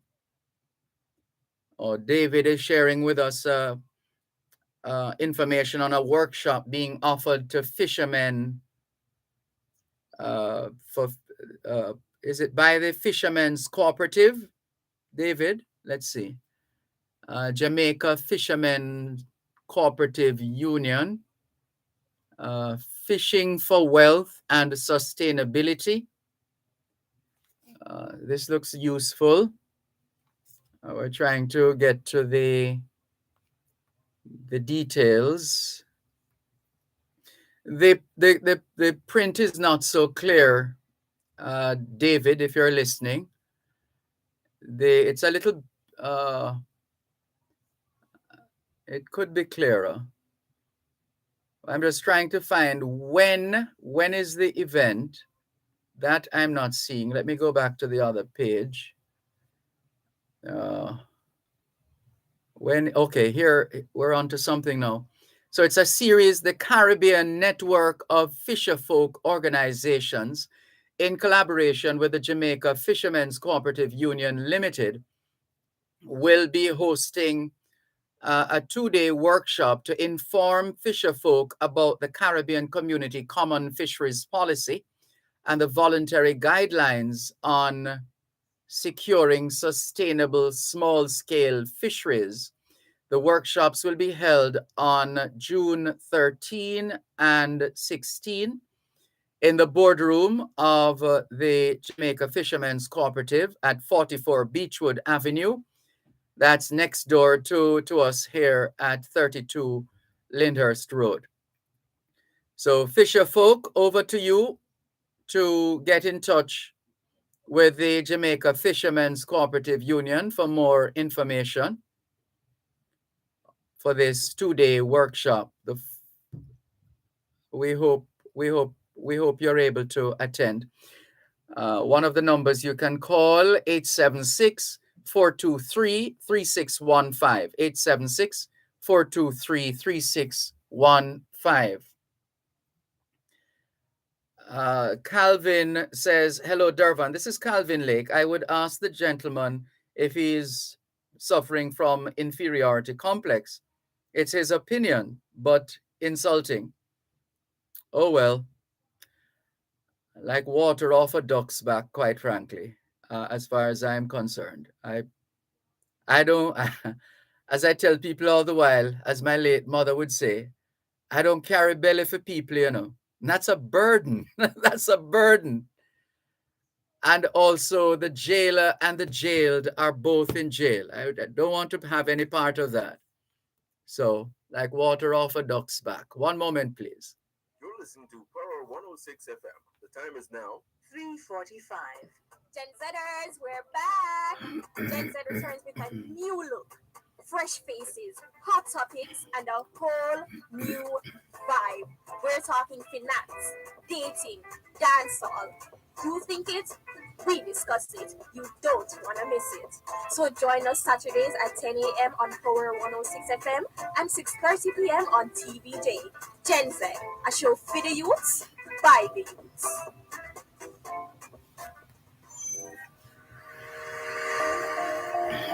Farmers, farm store owners. Caribbean Chemicals Jamaica Limited has all the answers for your farming needs. Tune in every Wednesday during Farm Talk for the feature Farming Today as we educate you on how to farm smarter. That's Farming Today every Wednesday during Farm Talk, 6:18 to 6:45 a.m. Brought to you by Caribbean Chemicals Jamaica Limited, 2 East Ashenheim Road, Kingston.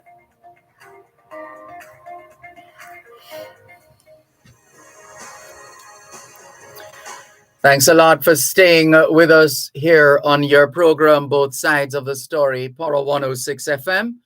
Taking your calls on 876-922-4112-5. 876-922-4112-5. The email address is bothsides106@live.com. Bothsides106@live.com. And we're all over social media: Facebook, Twitter, Skype, Instagram, LinkedIn, BBM, Yahoo Messenger, Tango, WhatsApp, Snapchat, TikTok. Although I haven't been on TikTok in a very long time, ever since I made that initial post. So, oh well, it's just a lot to keep track of, isn't it? Natalie Winter on YouTube says, "Good afternoon, all." Good afternoon, Natalie Winter. She says, "Crime can only stop if the citizens decide to have no more of it." You're perfectly correct, Natalie Winter. You are perfectly correct. That's a big part of it. It can't stop when the people are ready, when the people want it to stop. Because who is involved in all of this? People, people, people.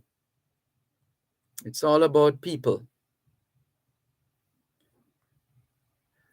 Let's continue with more on your program, Both Sides of the Story. We have received the other copy, David Dixon. Thank you. The other copy of the workshop being offered to fishermen. And we hope they will take advantage of that opportunity. Thank you very much. Sophia, good afternoon to you. We see you. Thank you very much. Thank you very much for tuning in, and all the very best. Angela in Toronto, Canada has joined us. Hi, Angela. How are you? How are things in Canada, and more specifically in Toronto? How are things in Toronto, Angela? Jamaica Love says, "Friday blessings, teach in class."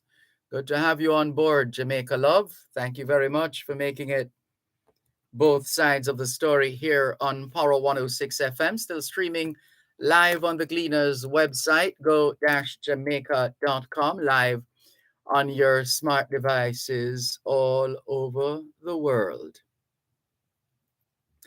All right, here is one of... Oh, let's go to the phone lines, and then we come back to a developing story.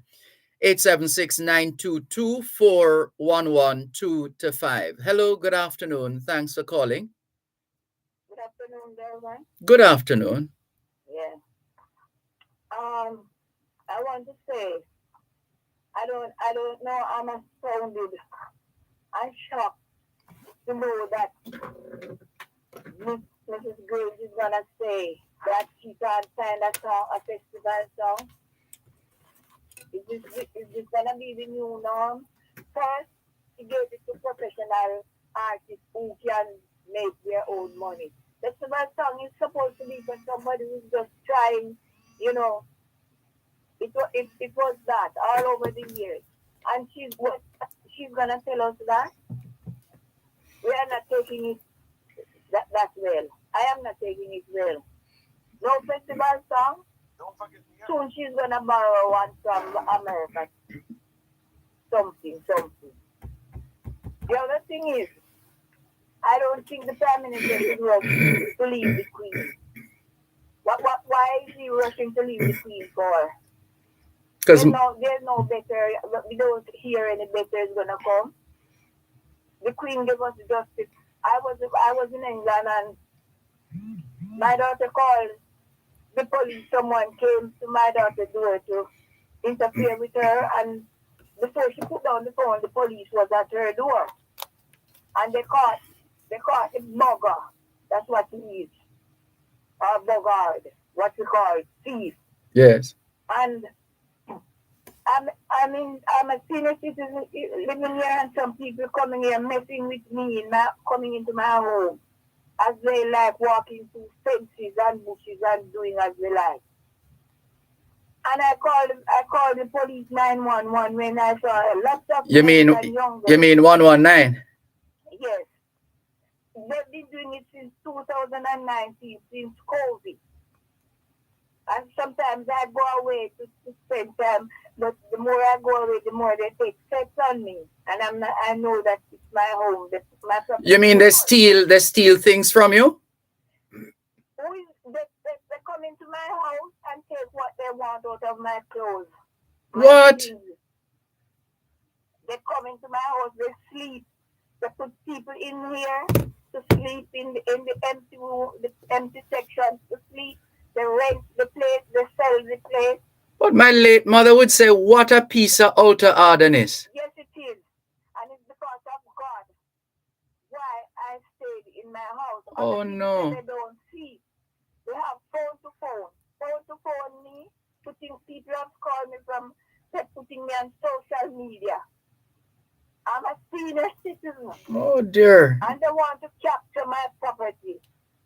No, but this is serious. So what have the police said? What's the last thing you heard from the police? Some will come, but what they did is not all this. I have to walk to the police station for them to believe me, for a few of them. So when I went back there, that set of police is not there. They said I'm hallucinating, I'm losing my mind, everything that go with old people. I'm not that old. This is not good. I don't know when I was born or what my mother told me. And I do things for myself. And when I call the police, they call the police in turn because the police tell them that I am senile. That's the word they use. Oh no. Oh no. And they came behind me and investigate, and they call the police all the time, and they say, is the mad woman calling? They hide at the fence. They're always in my home cooking. 12 o'clock, I smell the most mackerel and rice and everything cooking in that section. It's a good thing I have a section that I can lock. I was about to ask you. It sounds like you need to maybe change a lock or two.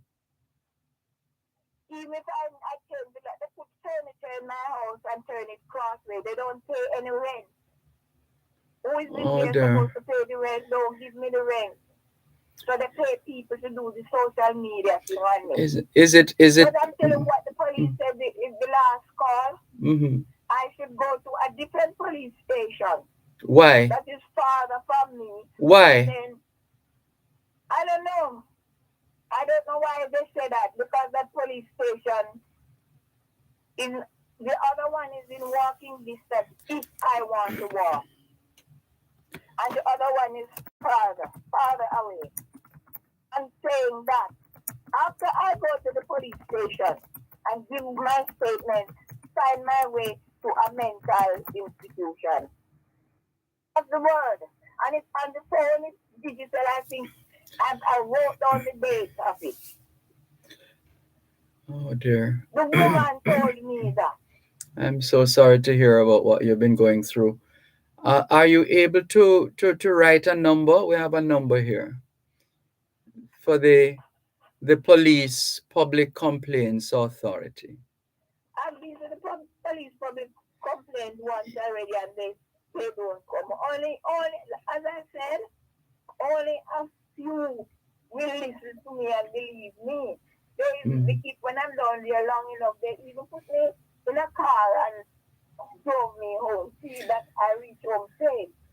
But as I said, it shouldn't have to be this way, but are you able to do you have children or family? Most of my family is not here. Meaning they're overseas.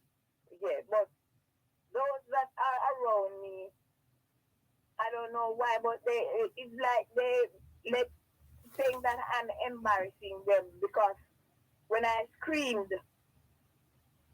when I see them at the fence or something like that, I have a pen. Well, you said you've been there before, so I'm thinking, if it makes sense giving you the number again for the police. And then she gave me a number which doesn't ring out, nobody answers. Yes. Is there a place there for senior citizens? Is there an office where there is? Yes, there is an office. It is, let me tell you where it is now. It's the Jamaica, it's the National Council for Senior Citizens.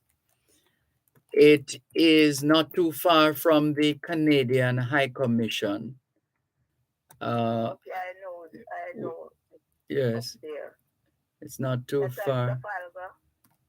It's It's where's that now? That is Waterloo.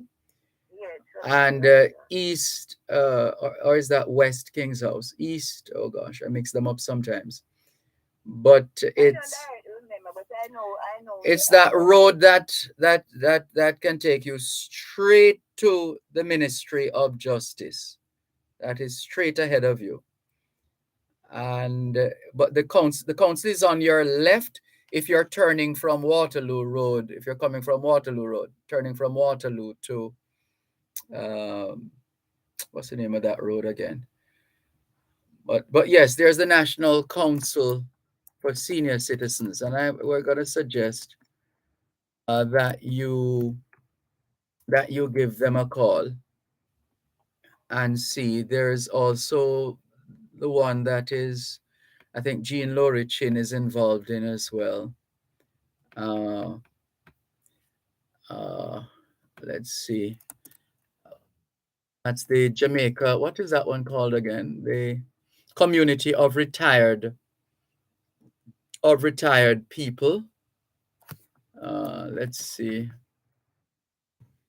Right, so the numbers, see if we can find a number here for you for the National Council for Senior Citizens, although chances are their offices might be closing, but let's not close that door before opening it.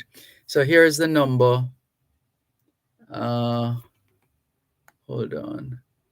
I'm trying to find one specific to senior citizens. All right, are you ready? Yes, I'm ready. 9, well, you know you have to put 876 before the number now, right? Yes, I know. So 876 922 8000. So that's 876 922 8000, and it goes up to 13. You could perhaps try them now and see if you get anybody now. It's 3:50. It's a Friday. Chances are they might be closing early. See if you can get someone to talk to. Okay. All right, and please call us back and update us on what has happened. Okay, thank you very much. All right, thanks for the call. The circumstances notwithstanding. Oh, yeah. We have to be a little more caring. Whatever we think about people, however we perceive people, we have to be a little more caring and kind. There's more after the break.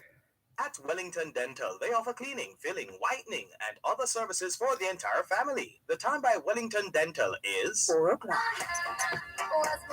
This Saturday, DJ Franco, DJ Kevin, and the Don Donovan Deckers are mixing it up on a special fusion edition of Faith Frequency. Get ready to dance to your favorite Afrobeats, salsa, and Wimbledon hit music alongside your host and dance instructor, Misha Yan, 9 p.m. to midnight. Show off your Smirnoff vodka mixes in our VIP Zoo Watch Yourself area or DM at Fame 95 FM 1 or RETV Instagram page for your special VIP invite to join the live in-studio party. That's Fame Frequency Fusion, live on the blazing Fame 95 FM, Hits 92 FM, and RETV. Online at Mixcloud at Fame Frequency and on OneSpotMedia.com. Powered by Smirnoff Vodka, the world's #1 vodka. You must be 18 years or older to drink. Drink responsibly.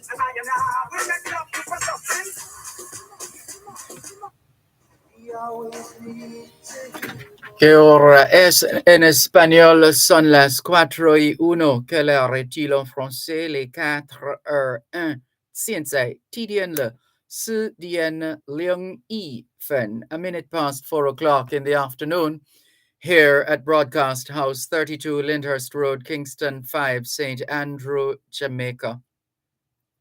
Have you had a checkup lately? If not, now is a good time. Let's not wait till we get sick to get a checkup. How about that? Checking in with more on your program, both sides of the story, Poro 106 FM. Taking your calls on 876-922-4112-5. And to the caller who was just on, we have in fact found three numbers directly linked to the National Council for Senior Citizens. If you're still listening, 906-9277-8. 906-9277-8. There's also 929-5578. 929-5578. And the last of the three numbers, 929-1646. 929-1646. Let's go back to the phone lines, 876-922-4112-5. Good afternoon. Thanks for calling. Good afternoon. Good afternoon. Mr. Malcolm. First time on here. Thanks for calling. Yeah, I was listening to the program earlier on. I heard a person was calling. You have very much tolerance. It was talking about the National Festival thing. Yes. And he was trying to tell him about, you were saying that every year they have this gospel thing. Oh, the Labor Day concert. Yeah. Mm. But what you don't understand, this is something I have been listening to a long time before I'm a Christian, before I was, and it's only like one set of songs they used to do. Maybe they used to open like with two songs, gospel, and now he was complaining. But I'm trying to understand that he's talking about not only Christian thing. So what if they have put on certain time only gospel? I don't know what is in his mind, because it's a mixture of people, and if they want to put on for a period of time gospel, and then because over the years it's just your, I mean, some of the things that they played sometimes, not even, I don't know if anybody get anything from it much, because some of the songs, those are the songs that the children they behave, and some of the artists are saying that the songs don't change or do nothing, but of course children live what they learn, and so I don't know what into this person's mind. Yeah, well, it's one of the features of a democracy. People have different positions, different opinions on things as they unfold in the country, and you're not going to get away from that. I It's was just saying, because he didn't tell tend to listen much. He was just trying to push this point as if they were just playing just pure gospel. But even though they were just playing pure gospel, I've never been to a gospel concert or thing before where they have a fight and kill or stab up anybody. But I've certainly over the past years been to dance where they play like reggae music and a lot of gunshots. People get stabbed, people get another thing like that. So I don't know what is in his mind. Yeah, we know what is in his mind because it has come out Yeah, through his mouth. So yeah, that's my thing is I have an expression that I coined uh, that says the best way to deal with people yeah, is to identify where they are and act accordingly. yeah, because naturally in the end he actually stated his position anyway. So, Yeah. So it is thanks, different strokes for different folks. yeah, thanks for listening. The first time on the ear. I appreciate the call. Thanks for calling. Please call again. Yeah, welcome. All the best. This is your program, Both Sides of the Story, Power 106 FM, still streaming live on the Gleaners website, go-jamaica.com, live on your smart devices all over the world. And let's see, there's a story. I'm not sure how many of our listeners right now uh, would have heard the the news the United States travel. Uh, they as of midnight or a minute past midnight on Sunday, they'll be lifting the requirement. They'll be lifting the requirement for visitors to the U.S. to have a COVID-19 test done within 24 hours of traveling to the United States. That is going to be lifted as of 12:01 a.m. on Sunday. So that is something of note for those who will be traveling. This is your program, Both Sides of the Story, Poro 106 FM. Angela in Toronto, Canada says, I'm well, thanks. Things are gone. Mask mandate on transit and other spaces lifting tomorrow, except for hospitals and long term care. That's information coming out of Canada, which Angela is sharing with us. She says, I'll still wear mine on transit, though. I don't like it, she says. So it's a story she has shared with us from CTV News. Mask mandates will lift on Toronto Transit, but Mayor hopes riders still use them. So Mayor John Tory is urging commuters to continue to wear masks on the TTC, even though they will no longer be required to. As of Saturday, Ontario's Chief Medical Officer of Health, Dr. Kyron Moore, announced on Wednesday that the mandate, excuse me,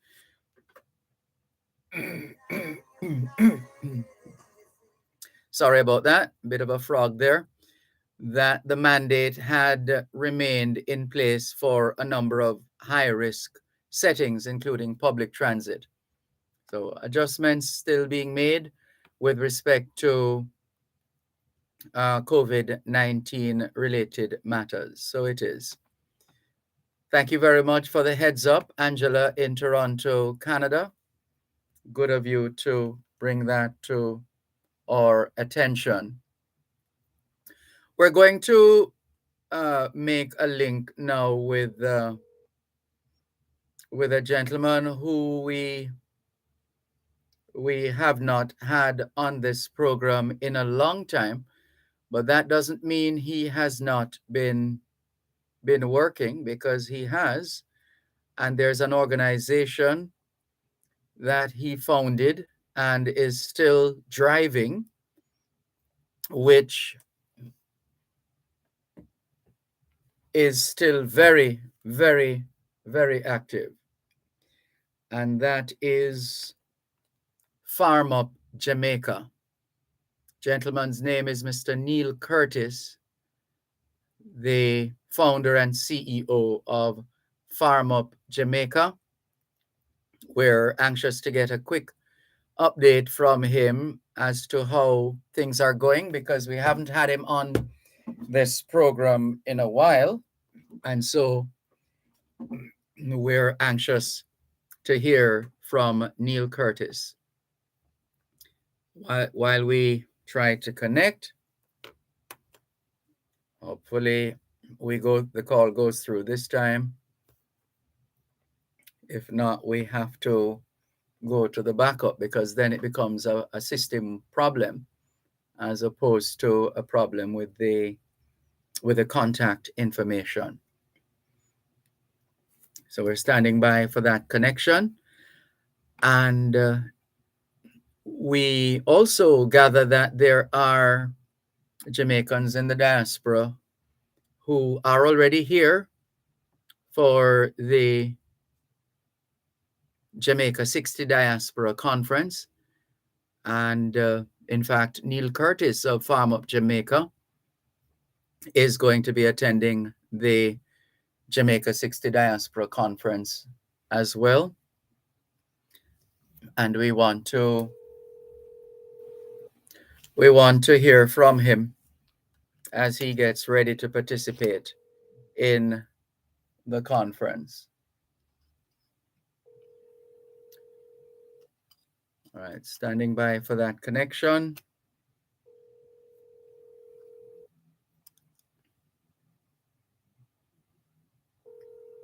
Not connecting just yet. While we stand by, let's fill you in with another development in the news. We're being told that the consumer could pay less for electrical services. Consumers should expect a steady reduction in prices for electrical services related to the construction sector in the foreseeable future. Why? Here's why. The story says this follows the Ministry of Science, Energy and Technology actioning the recommendations of the Fair Trading Commission, FTC, to improve the level of competition in the electrical inspector services market. Addressing a recent JIS think tank, Executive Director of the FTC, that's the Fair Trading Commission, David Miller, said the guidelines would drive consumer awareness of choices, quality of service, and prices. They will also address the significant price hike within the market following the privatization of service providers, as well as the use of the recently created Government Electrical Regulator, GER. The GER is an entity under the Ministry of Science, Energy and Technology with responsibility to regulate electrical installation and inspection processes, register electricians, enroll technical electrical assistants, and license electrical inspectors. So the long and short of it is that consumers should expect a steady reduction in the prices of electrical services related to the construction sector in the foreseeable future. And the main reason is that the Ministry of Science, Energy and Technology has been actioning the recommendations of the Fair Trading Commission to improve the level of competition in the electrical inspector services market. Let's see where that goes. In the meantime, let's connect. We've been telling you of our plan to connect with Neil Curtis, founder and CEO of Farm Up Jamaica. We have made that connection now. Mr. Curtis, thanks for your patience. Good afternoon. How are you? Good afternoon, Dervan, Malcolm. Good afternoon, Jamaica. I am wonderful. Excellent. After the break, please remind those of us who know and enlighten those who don't of the essence of Farm Up Jamaica, and then we'll take it from there right after the break. One moment, please. Get high-quality blinds into beautiful windows, drapes, and wooden flooring from Sam the Blind Man, 40 Barnett Street, Montego Bay. The time by Sam the Blind Man is 4:15.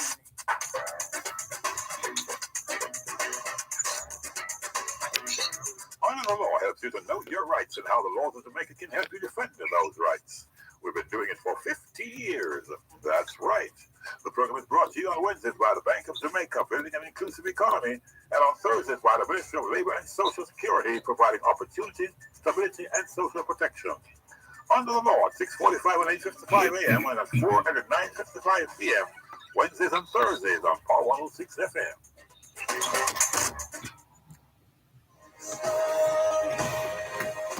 Que hora es en español? Son las 4:16. Quelle heure est-il en français? Les 4:16. 现在几点了？4点16分. 16 minutes past 4 o'clock in the afternoon here at Broadcast House, 32 Lyndhurst Road, Kingston 5, St. Andrew, Jamaica. Have you done your homework yet? Yes, young people, we know it's a Friday, but you know what we always say? Have some fun doing the homework now so you can have some more fun this weekend. How about that? Those of you who are sitting CSEC and CAPE exams, we hope you get the results that you work for. Nothing more, nothing less. And as we always say, young people, socialization makes you educable, education makes you trainable, training makes you employable, and the right attitude makes you successful. Homework time, young people. Now to Neil Curtis, founder and CEO of Farm Up Jamaica. Welcome once again. Let's get straight to it. For those who are hearing about Farm Up Jamaica for the first time, how would you describe Farm Up Jamaica? Well, I would describe Farm Up Jamaica as the diaspora way of assisting farmers in Jamaica to start to grow food in a more sustainable, organic, regenerative, climate smart way. And we've been doing this for the last 8 years now. Oh my, it's been 8 years already? It's 8 years as of July coming. And you were there for the inception, so you know exactly what I'm talking about. Yes. And so you know that Farm Up Jamaica is a diaspora-formed non-profit organization. Our mission is to help reduce the importation of foreign food into Jamaica, increase Jamaican exports, give training to young people, farmers, lady farmers, and Jamaicans in general on climate smart organic agriculture, and to help create opportunities to help reduce the crime and poverty that exists. Mm-hmm. And sorry, go ahead. No, go ahead. I just wanted to know, over these almost 8 years of Farm Up Jamaica, what do you have, you know the expression, what do you have to show for it? To show for it? Well, I'll tell you, over the last 8 years, I'll just go over it really briefly. Yeah. In the first couple of years that we were on the ground, we helped to eradicate the beet armyworm by using all natural substances, no chemical fertilizers, and we were able to grow onions in abundance without them being affected by the beet armyworm, which was crippling the onion industry. Secondly, we went into training young people into organic climate smart agriculture. We trained about 600 young persons in climate smart organic regenerative agriculture, and those persons in many cases are now practicing that at their own locations, and many of them we are assisting to practice that at their own locations, and we are buying back all of their produce that they are growing, because it's being grown to the Farm Up Jamaica standard.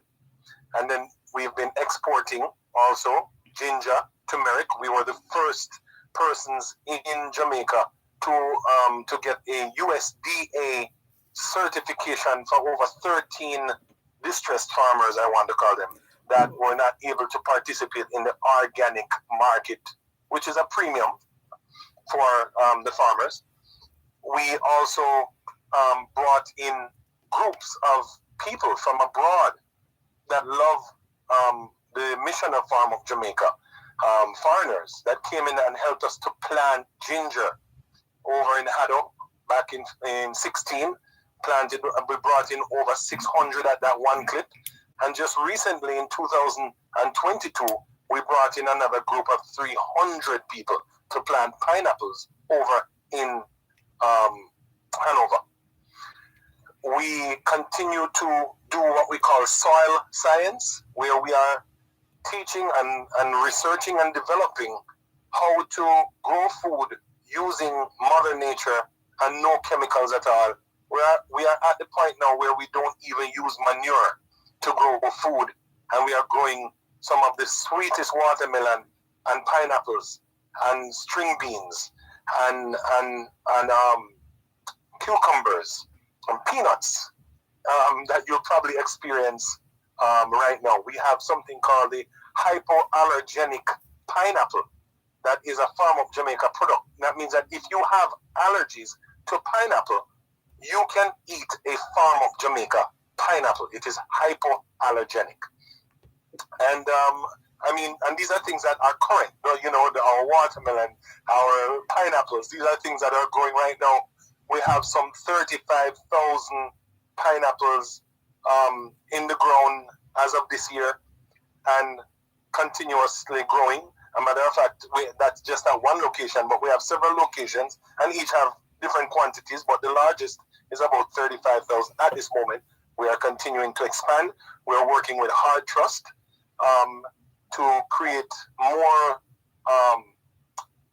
partnership and more dedication to people actually learning about organic, climate smart, regenerative agriculture and trying to get the farmers to now adhere to the right practices that are necessary to take us in Jamaica to being one of the most sustainable countries in the world.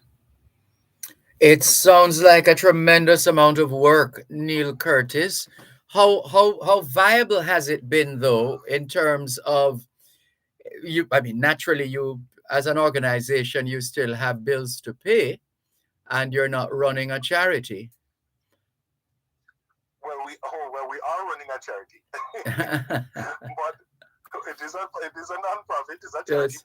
But we rely on donations from Jamaican diasporas, people that live abroad. And also what we found, Dervan, is that so many of the people that are not Jamaican support our organization. We were looking through our donor lists just about a month or so ago and realizing that many of the people that are donors are not Jamaicans. They're just people from around the world that love sustainability, that love the whole idea of coming to Jamaica and being able to put their hands in the soil. And we've even created a program that people can come from even in Jamaica or from around the world to actually come and plant and put their hands in the ground. It's called the Adopt a Crop program. And the Adopt a Crop program is available to people that want to find out more about it at the farmupjamaica.org website, farmupjamaica.org. We just had we just launched the program maybe like last month. We already had a few visitors, and if you go on our Facebook page, you'll see like the first visitor. I think her name was don't remember right now, but she came and planted her pineapple and was so happy and was on the farm enjoying cucumbers and watermelons and things like this. So yeah, it's really happening. Yeah, can we step back a bit, because I made the mistake to say this is not a charity, and you say yes, it is a charity, but there's the business component of Farm Up Jamaica, isn't there? There is a business component. The business component is that we create products. We grow produce and we sell that produce, whether it be abroad or locally. But the funds that we make from it comes back into the organization to expand the program and to expand the farming. Yes. So we really don't necessarily take things out for, we do have additional expenses, whether it be travel or things like that. But of course, because we're putting this effort forward, those expenses have to be covered within what we are doing. I see. But what about markets? Finding markets for your produce. How successful have you been in that regard? Well, we are working with several hotels and even some of the what do they call these now? The additional agents that work with hotels, like Trucker. We work with Trucker that does all of these extra activities, whether it be zip lining or horseback riding, and they buy a lot of our produce from us. They buy pineapples and anything that we can really produce, and any of the local farms that are closest to their adventure tours. Or it might be at Round Hill, where we supply them with also pineapples and different fresh organic vegetables, because a lot of the people that are coming into Jamaica, they're used to buying and having access to organic food in the States or Canada or England, wherever they're coming from. And so having that organic food available in Jamaica is so important. And ultimately, we know that that is a part of the menu that the tourist is going to want to have. And so the markets for us are not hard. We find markets easy. As a matter of fact, we had food being sold right in Kingston, up in Manor Park. I think that I don't remember the name of the supermarket there, but it's not the Hilo one, but the other one. And although the organic food was slightly more expensive than the conventional food, they were selling the organic food faster than the conventional food, which implies that people want the option to buy organic food, and we are providing that option to them. I see. And so as we get ready to wrap this segment, Neil Curtis, here you are in Jamaica for the Jamaica 60 Diaspora Conference, and to think that how did the idea of Farm Up Jamaica come about? Right? Did it have anything to do with a diaspora conference? Absolutely. In 2013, I attended the Jamaica Diaspora Conference in Montego Bay. We started conversing about things that were needed in Jamaica, and everyone had a different idea. And I just threw up agriculture because I had some family agricultural things happening at the same time, and I threw up the agriculture, and I didn't realize that so many Jamaicans were so connected in some way to agriculture. And it began a conversation, and a few people from England and Canada and Miami and New York, myself, put together this whole concept of why don't we do something for the greater good of Jamaica? We all come to Jamaica and, everybody's trying to take something out. Why not try to put something back in? Mm-hmm. And that is how it all began. And that's why it's a charity or non-profit, because we want to give back something to Jamaica. And I know a lot of people say, oh, no, it can't be just give back. People can't wrap their head around it being a charity. But the key is there are certain things that we have to, especially food security, very important for Jamaica. And being a Jamaican outside of Jamaica, you want to feel proud. You don't want to hear that your country's dollar value is going down, or you don't want to hear that we can't be food secure. We don't want to hear that. We want to be able to help enlighten our farmers or people to see what we can do to help to benefit the country. Well, we want to hear more from you, but we'll have to do that in the morning on the Jamaican Diaspora live online here on Poro 106 FM. We want to make sure that both audiences have the benefit of your input. But as you go, remind us how we can connect with Farm Up Jamaica and follow Farm Up Jamaica and learn more about Farm Up Jamaica, please. Well, if you'd like to get in touch with Farm Up Jamaica, the number to call us at is, and get your pencils ready. Type it in. All right, tell you what, while we get ready to take the numbers and other contact details, let's take the break and come back.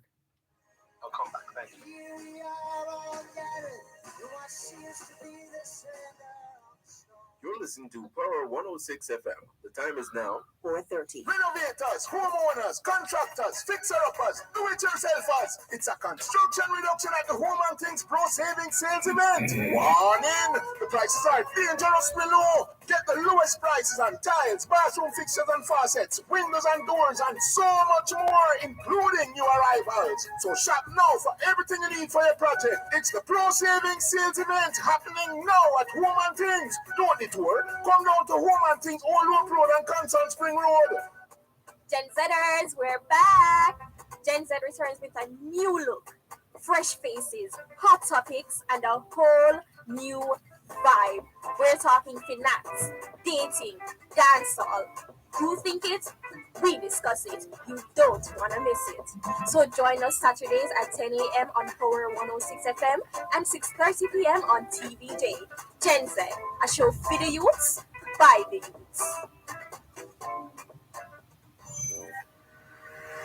Farmers, come for a candid conversation with the Minister of Agriculture and Fisheries, the Honorable Pernell Charles Jr. Learn more about the agricultural sector and the role we all play with its development. That's a Morning with the Minister, every second and fourth Friday of every month during Farm Talk with Alfie McKenzie, right here on Power 106 FM.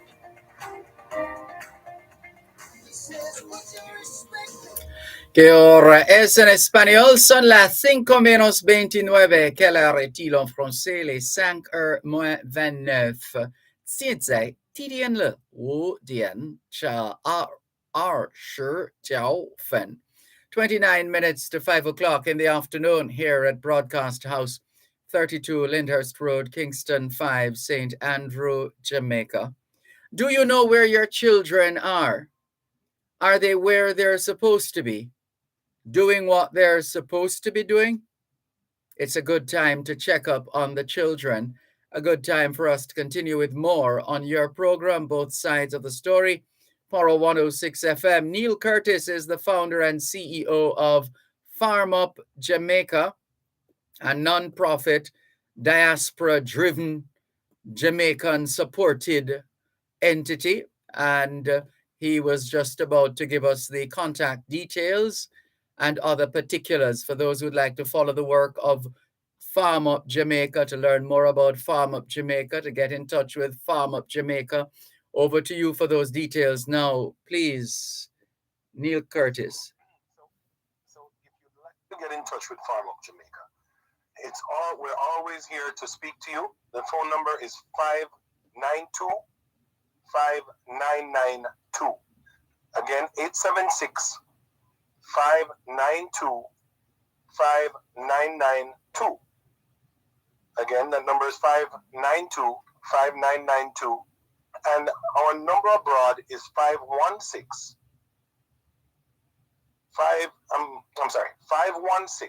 376 1626.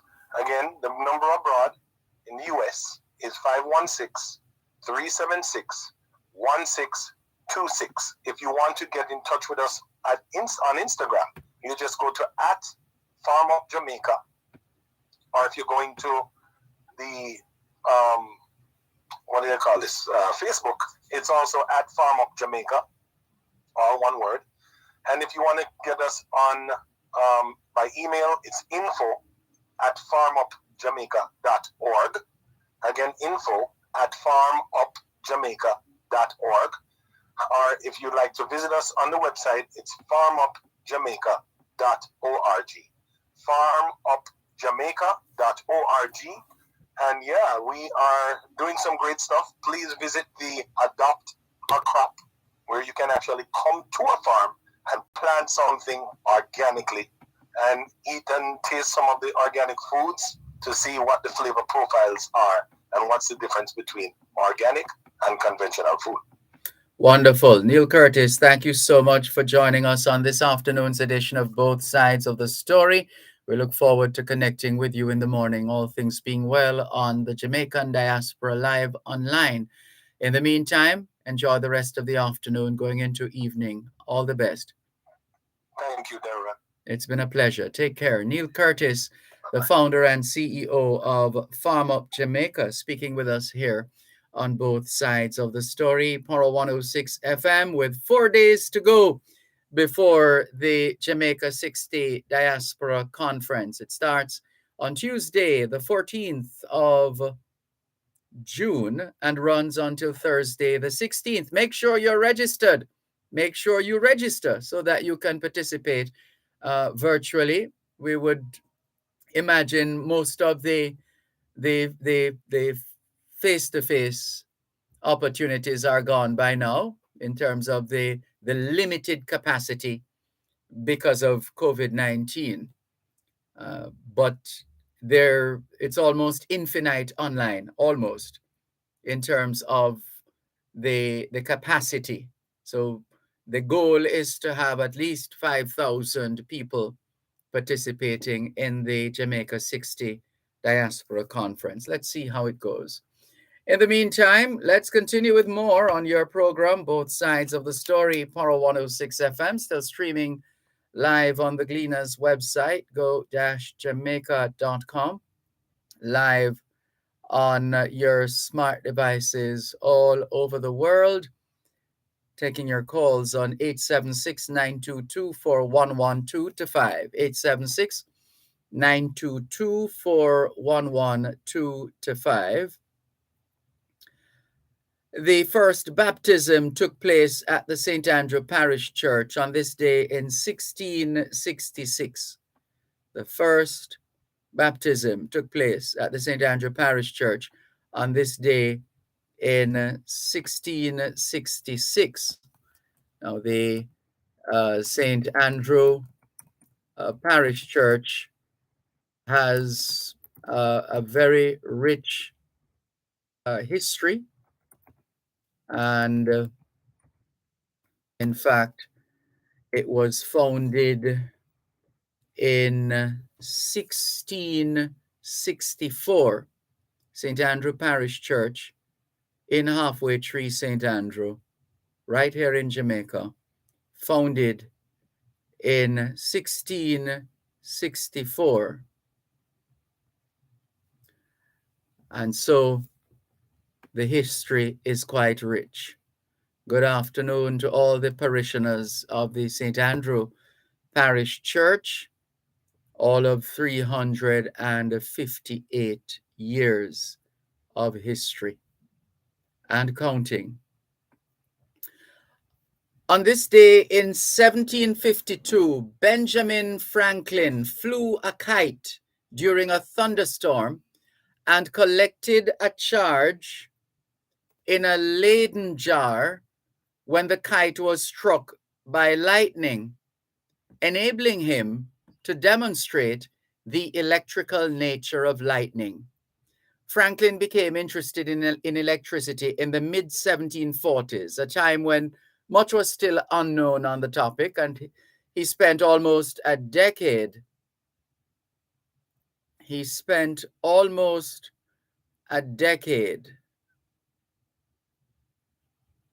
Conducting electrical experiments. He coined a number of terms used today, including battery, conductor, and electrician.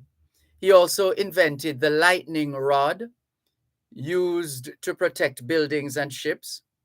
Spanish Town boasted one of the earliest newspapers, the St. Diego de la Vega Gazette, published by William Daniels, who, like other journeymen in the newly developed print shops in the West Indies, was trained at the printer of the famous American Benjamin Franklin in Philadelphia. One of the founding fathers of the United States and a noted polymath, Benjamin Franklin was a leading author and printer, political theorist, politician, postmaster, scientist, inventor, satirist, civic activist, statesman, and diplomat. As a scientist, he was a major figure in the American Enlightenment and the history of physics for his discoveries and theories regarding electricity. He invented the lightning rod, bifocals, the Franklin stove, which is still being manufactured today, a carriage odometer, and the glass harmonica. He formed both the first public lending library in America and the first fire department in Pennsylvania. Here's another one for you. 1835. On this day in 1835, 10 acres of land was purchased by the Baptist Church at Highgate in St. Catherine for sale to former slaves in quarter-acre lots for £3 per lot. The new village was named Sligoville after the governor of Jamaica, the second Marquis of Sligo, Howe Peter Brown, who was governor of Jamaica from 1834 to 1836 during the period of apprenticeship. This is where the slaves were forced to provide 40.5 hours per week of free labor to their former masters for a period of years before they could achieve full free. Sligoville is the first free village to be established in the West Indies after the emancipation of the slaves. It was started by the Baptist minister at Spanish Town, the Reverend Reverend James Filippo, who bought the land in 1835. A church and a school were built there. 200 families were settled. The purchaser of the first lot of land in June 1838 was a man named Henry Lunan, who had been a slave and a head driver on an adjoining estate. The settlement was officially opened on July 12, 1840. Sligo was seen as being in favor of the Negro, and as a result, his governorship was brief. The apprentices of Jamaica were to subscribe more than $1,000 to provide a mark of gratitude of Sligo, and in 1837 he was presented on their behalf with a magnificent silver candelabrum for what they described as his unremitting efforts to alleviate their sufferings and to redress their wrongs during his just and enlightened administration of the government of the island.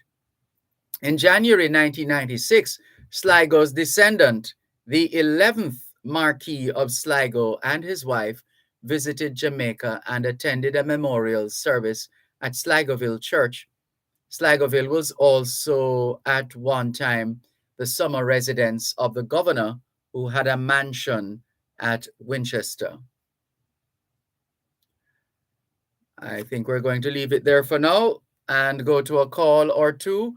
876-922-4112-5.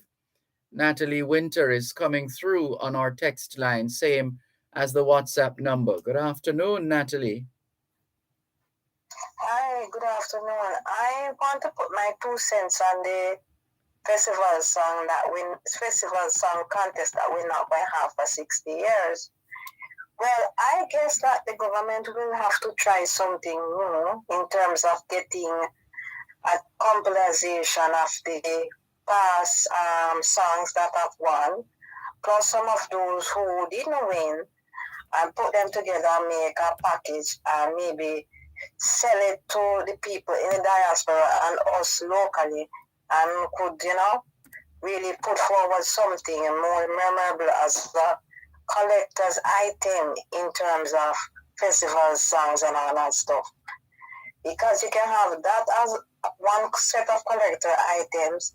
You can have cups, you can have forks, you can have everything, bags, everything that you can put together in terms of merchandising for people to buy and, really celebrate Jamaica 60. But, I was a little bit sad when they said that they didn't find any of the entries satisfactory enough to warrant a really contest, not even 10, to warrant a contest. Because looking back at some of those who didn't win, if it was we were to pick it over in terms of some of those songs that didn't win.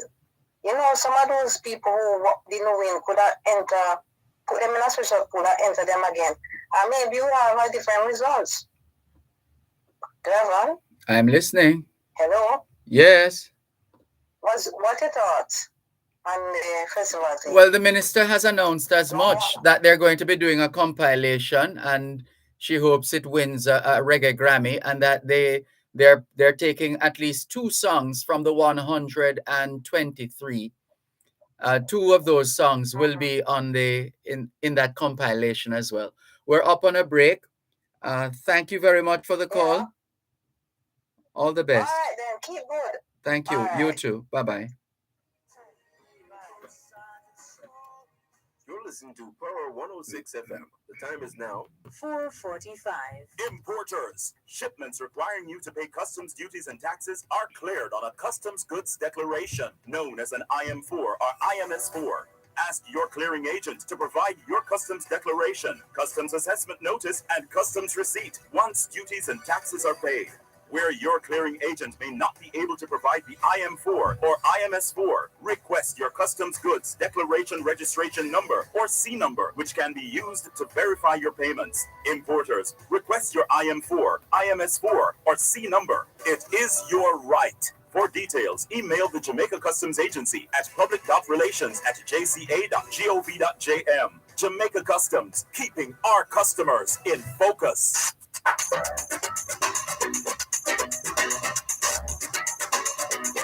Honor the Law helps you to know your rights and how the laws of Jamaica can help you defend those rights.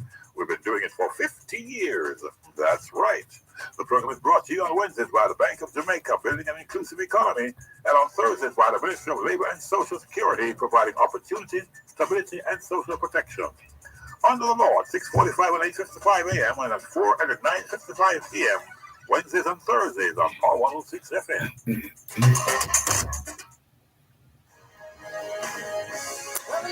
¿Qué hora es en espagnol? Son las 5:14. Quelle heure est-il en français? Les 5:14. Tien sai, TDN le. Ou dien cha shir san fen. 13 minutes to 5 o'clock in the afternoon here at Broadcast House, 32 Lyndhurst Road, Kingston 5, St. Andrew, Jamaica. Good afternoon to all working Jamaicans tuned in to both sides of the story here on Power 106 FM. It's a good time for us to ask ourselves, how productive have we been today? How productive have we been today? Maurice Cargill was born in St. Andrew, the son of John Cargill, attorney at law, and Isabel Halton Morris Cargill. On this day in 1914, Maurice Cargill was a well-known journalist and attorney at law, but not many people know of Maurice Cargill's connection to the coffee liqueur Tia Maria. In his book, Jamaica Farewell, Maurice Cargill tells the story of Tia Maria liqueur. During the World War II years, when he was in England, Maurice Cargill spent a considerable amount of time in working-class pubs. The men drank large quantities of beer, while the women unenthusiastically preferred sweet drinks like cherry brandy. Maurice Cargill thought of the delicious rum-based liqueurs that his aunt used to make in Jamaica, in particular, a coffee liqueur. It would be a winner, he thought, as caffeine would neutralize the depressant effect of the alcohol and lower the driver's inhibitions. So in 1946, Maurice Cargill returned to Jamaica to get the recipe from his aunt, who by that time remembered neither him nor the liqueur, much less how it was made. Needless to say, he was thoroughly discouraged, but someone told him about Ken Evans, the government pathologist who, as a hobby, was experimenting with the making of liqueurs. This was the start of the coffee liqueur. Ken Evans created a recipe that enabled them to produce the liqueur in bulk without variations in quality, using Keebleman's fine Jamaica Blue Mountain coffee. A quick word on Keebleman. Keebleman, like Ronnie Thwaites and Dr. Carolyn Gomes, he was a descendant, Keebleman was a descendant of national hero George William Gordon. Keeble Munn was a noted coffee farmer, politician, former Minister of National Security, and founder of the Mavis Bank Coffee Factory. Keeble Munn was known as the pioneer of the Jamaican coffee industry, being the first Jamaican to directly export coffee to Japan in 1953. Matilda's Corner in Ligani bears the Christian name of Keeble Munn's mother, Matilda Munn. The area was once known as Tollgate from the fact that the toll gatherer, that's the area there at what is now known as Matilda's Corner. It was a toll gate before it became Matilda's Corner, named in honor of Keeble Munn's mother. So they used to collect tolls there, just like with our toll roads now. They used to collect a toll at the intersection of what is now Matilda's Corner, which is the intersection of Old Hope Road, and Barbican Road. The Munn family had extensive coffee holdings in the Blue Mountains, centered around their great house, Good Hope, situated at an elevation of 4,000 feet, built of huge stone blocks with an interior decorated with Jamaican mahogany. But back to Maurice Cargill and the story of Tia Maria. Ken Evans created a recipe that enabled them to produce the liqueur in bulk without variations in quality, using Keeble Munn's fine Jamaica Blue Mountain coffee. Maurice Cargill's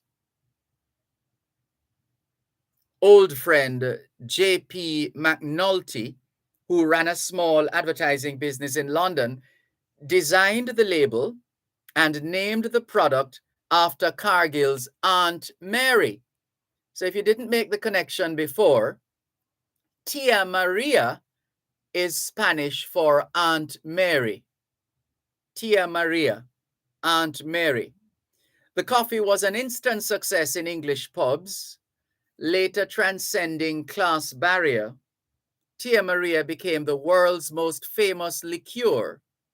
Herbert Hart, whom Maurice Cargill met when Hart was assistant manager of the Palace Amusement Company in 1940, enlisted in the Second World War and returned to Jamaica after the war. In the early stages of the production of coffee liqueur, Hart and Cargill, assisted by Paul Geddes of Denno and Geddes Limited with some equipment, formed a company, Estate Industries Limited, to market the coffee liqueur Tia Maria. Cargill eventually sold their 50% share in Estate Industries, and the original label was changed from Jamaica Liqueur to Coffee Liqueur. Maurice Cargill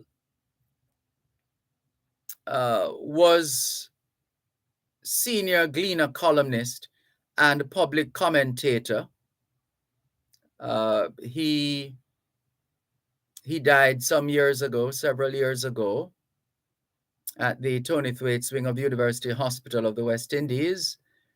He was 85. I believe he died the 8th of April in the year 2000. He reportedly passed away peacefully at about 11 a.m. on the 8th of April 2000. He had been admitted to hospital since March 30 after going in to have the pacemaker for his heart replaced. Jamaican businessman, lawyer, and columnist Maurice Cargill was a very good friend of Ian Fleming. There's another bit of history on Cargill. Maurice Cargill, the federal member of Parliament for St. Mary, resigned his seat in the House on the 15th of June, 1960, because he could no longer accept taxpayers' money as a federal representative of Jamaica in support of something he said I consider harmful to the people of Jamaica. Cargill, who was elected in the 1958 federal election, he also resigned as a member of the Democratic Labour Party of the West Indies. Maurice Cargill, on the 30th of April 1939, succeeded Marvin Elder as general manager of the Carib Theatre in Crossroads, St. Andrew. On the 26th of August 1963, Maurice Cargill terminated his agreement with JBC for the broadcast of his news commentaries because a script he had written regarding the circumstances surrounding the deportation of an American poultry specialist attached to Jamaica broilers, Hayne Nally, had been rejected. He charged that General Manager Mickey Hendricks with attempting to censor any meaningful criticism of the government. April 26, 1981, in his column published in The Gleaner on the 26th of April 1981, Maurice Cargill paid tribute to Sir Florizel Glasspool. According to Maurice Cargill, Sir Florizel was a remarkable and courageous man. Hundreds of thousands of Jamaicans would not forget how, when things were darkest for us and our living standards and our liberties had been reduced, he seemed to be the one source of strength, hope, and sanity. We felt somehow, Maurice Cargill continued, that so long as Sir Florizel remained at King's House, irrepressible and unintimidated, Jamaica would come out all right in the end. January 29, 1961, addressing members of the Westwood Old Girls Association at their annual dinner, journalist Maurice Cargill wanted girls attending girls' schools to be taught to be women and not hockey players. Teach them, he continues, to be elegant and beautiful and charming and not to have horrible muscles. Above all, get rid of that terrible thing, the school tunic, and liberate your daughters from the enslavement of Liberty Bodice and that unbeautiful garment, the passion killer, Cargill said. He also said, women fighting for equality with men do not know what it is to be a woman. They just do not know that they can be man's master as well as his mistress. His main criticism of Jamaican schools, however, is their emphasis on examinations. The purpose of a liberal education is not to pass exams, but to fit young people for life. In a complex age, it is much more important to develop fine critical faculties and a good sense of values and ability to distinguish the good from the bad and the ugly from the beautiful. The words there of the late Maurice Cargill, who was born on this day in 1914. Can we thank you once again for the privilege of serving you on yet another edition of your program, Both Sides of the Story, for today, Friday, the 10th of June, 2022. The moving finger writes, and having writ moves on, nor all your piety nor wit shall lure it back to cancel half a line, nor all your tears wash out a word of it. All things being well, Both Sides of the Story returns Monday afternoon, 2 to 5. Till then, this is Dervan Malcolm reminding all of us that every day is an opportunity to do better than yesterday.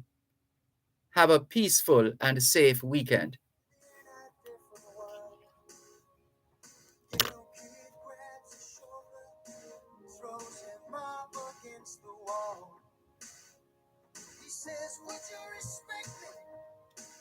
If I didn't have this scar, without it, I don't get it. And that's why I carry on. Oh, you're with me to hear both sides of the story. Hi, Mrs. Barker. Yes, Mr. Malcolm. I just can't get to these days. Such is the nature of my life. I'm not in charge of me, apparently. Everybody else is. Yes, you know what I'm going to do? What's that? Since I'm going to use the banana drink and get the cucumber and have the two of them one time. Okay. So have to come separate times. Okay. That's fine. This is funny, it's a lot, but it still tastes nice enough. But this is so much effort to come for one. Yes. I will put it through that. So when I get there, you come by me two that you can make that one, so you can get it over there one time. That sounds good. And if it means that we have to bottle it when they come then, Okay. Don't you think that's a good idea? Yes, it is. But I'm not the time to come with it. Yeah. Oh boy. Good show as usual. Thank you. Learn so much. And that lady that's having the problem. Yeah. So sad. Very sad. All right. Have a good evening, and I'll call you as soon as. So the West Indies lost badly. Yes, I saw it. I was monitoring it while I was preparing for the program. Yeah. 120 they lost. Yeah. Big defeat. Yeah. So All it is. right then. All right. Take care. Thanks as usual for keeping in touch. If it wasn't so far, yeah, East Indian. Oh well. But that's why you don't have problem with mangoes. You get mango in the country. That too, and at home as well. Mango trees at home too. Oh, if what kind of have at home? There's a Julie mango tree. I'm not sure the name of the big one at the front. Okay. You don't have problem. No. Mango. No. It's a broad a few from it today. Okay. All right. Well, enjoy. Okay. All the best. Take care. Bye. Bye-bye.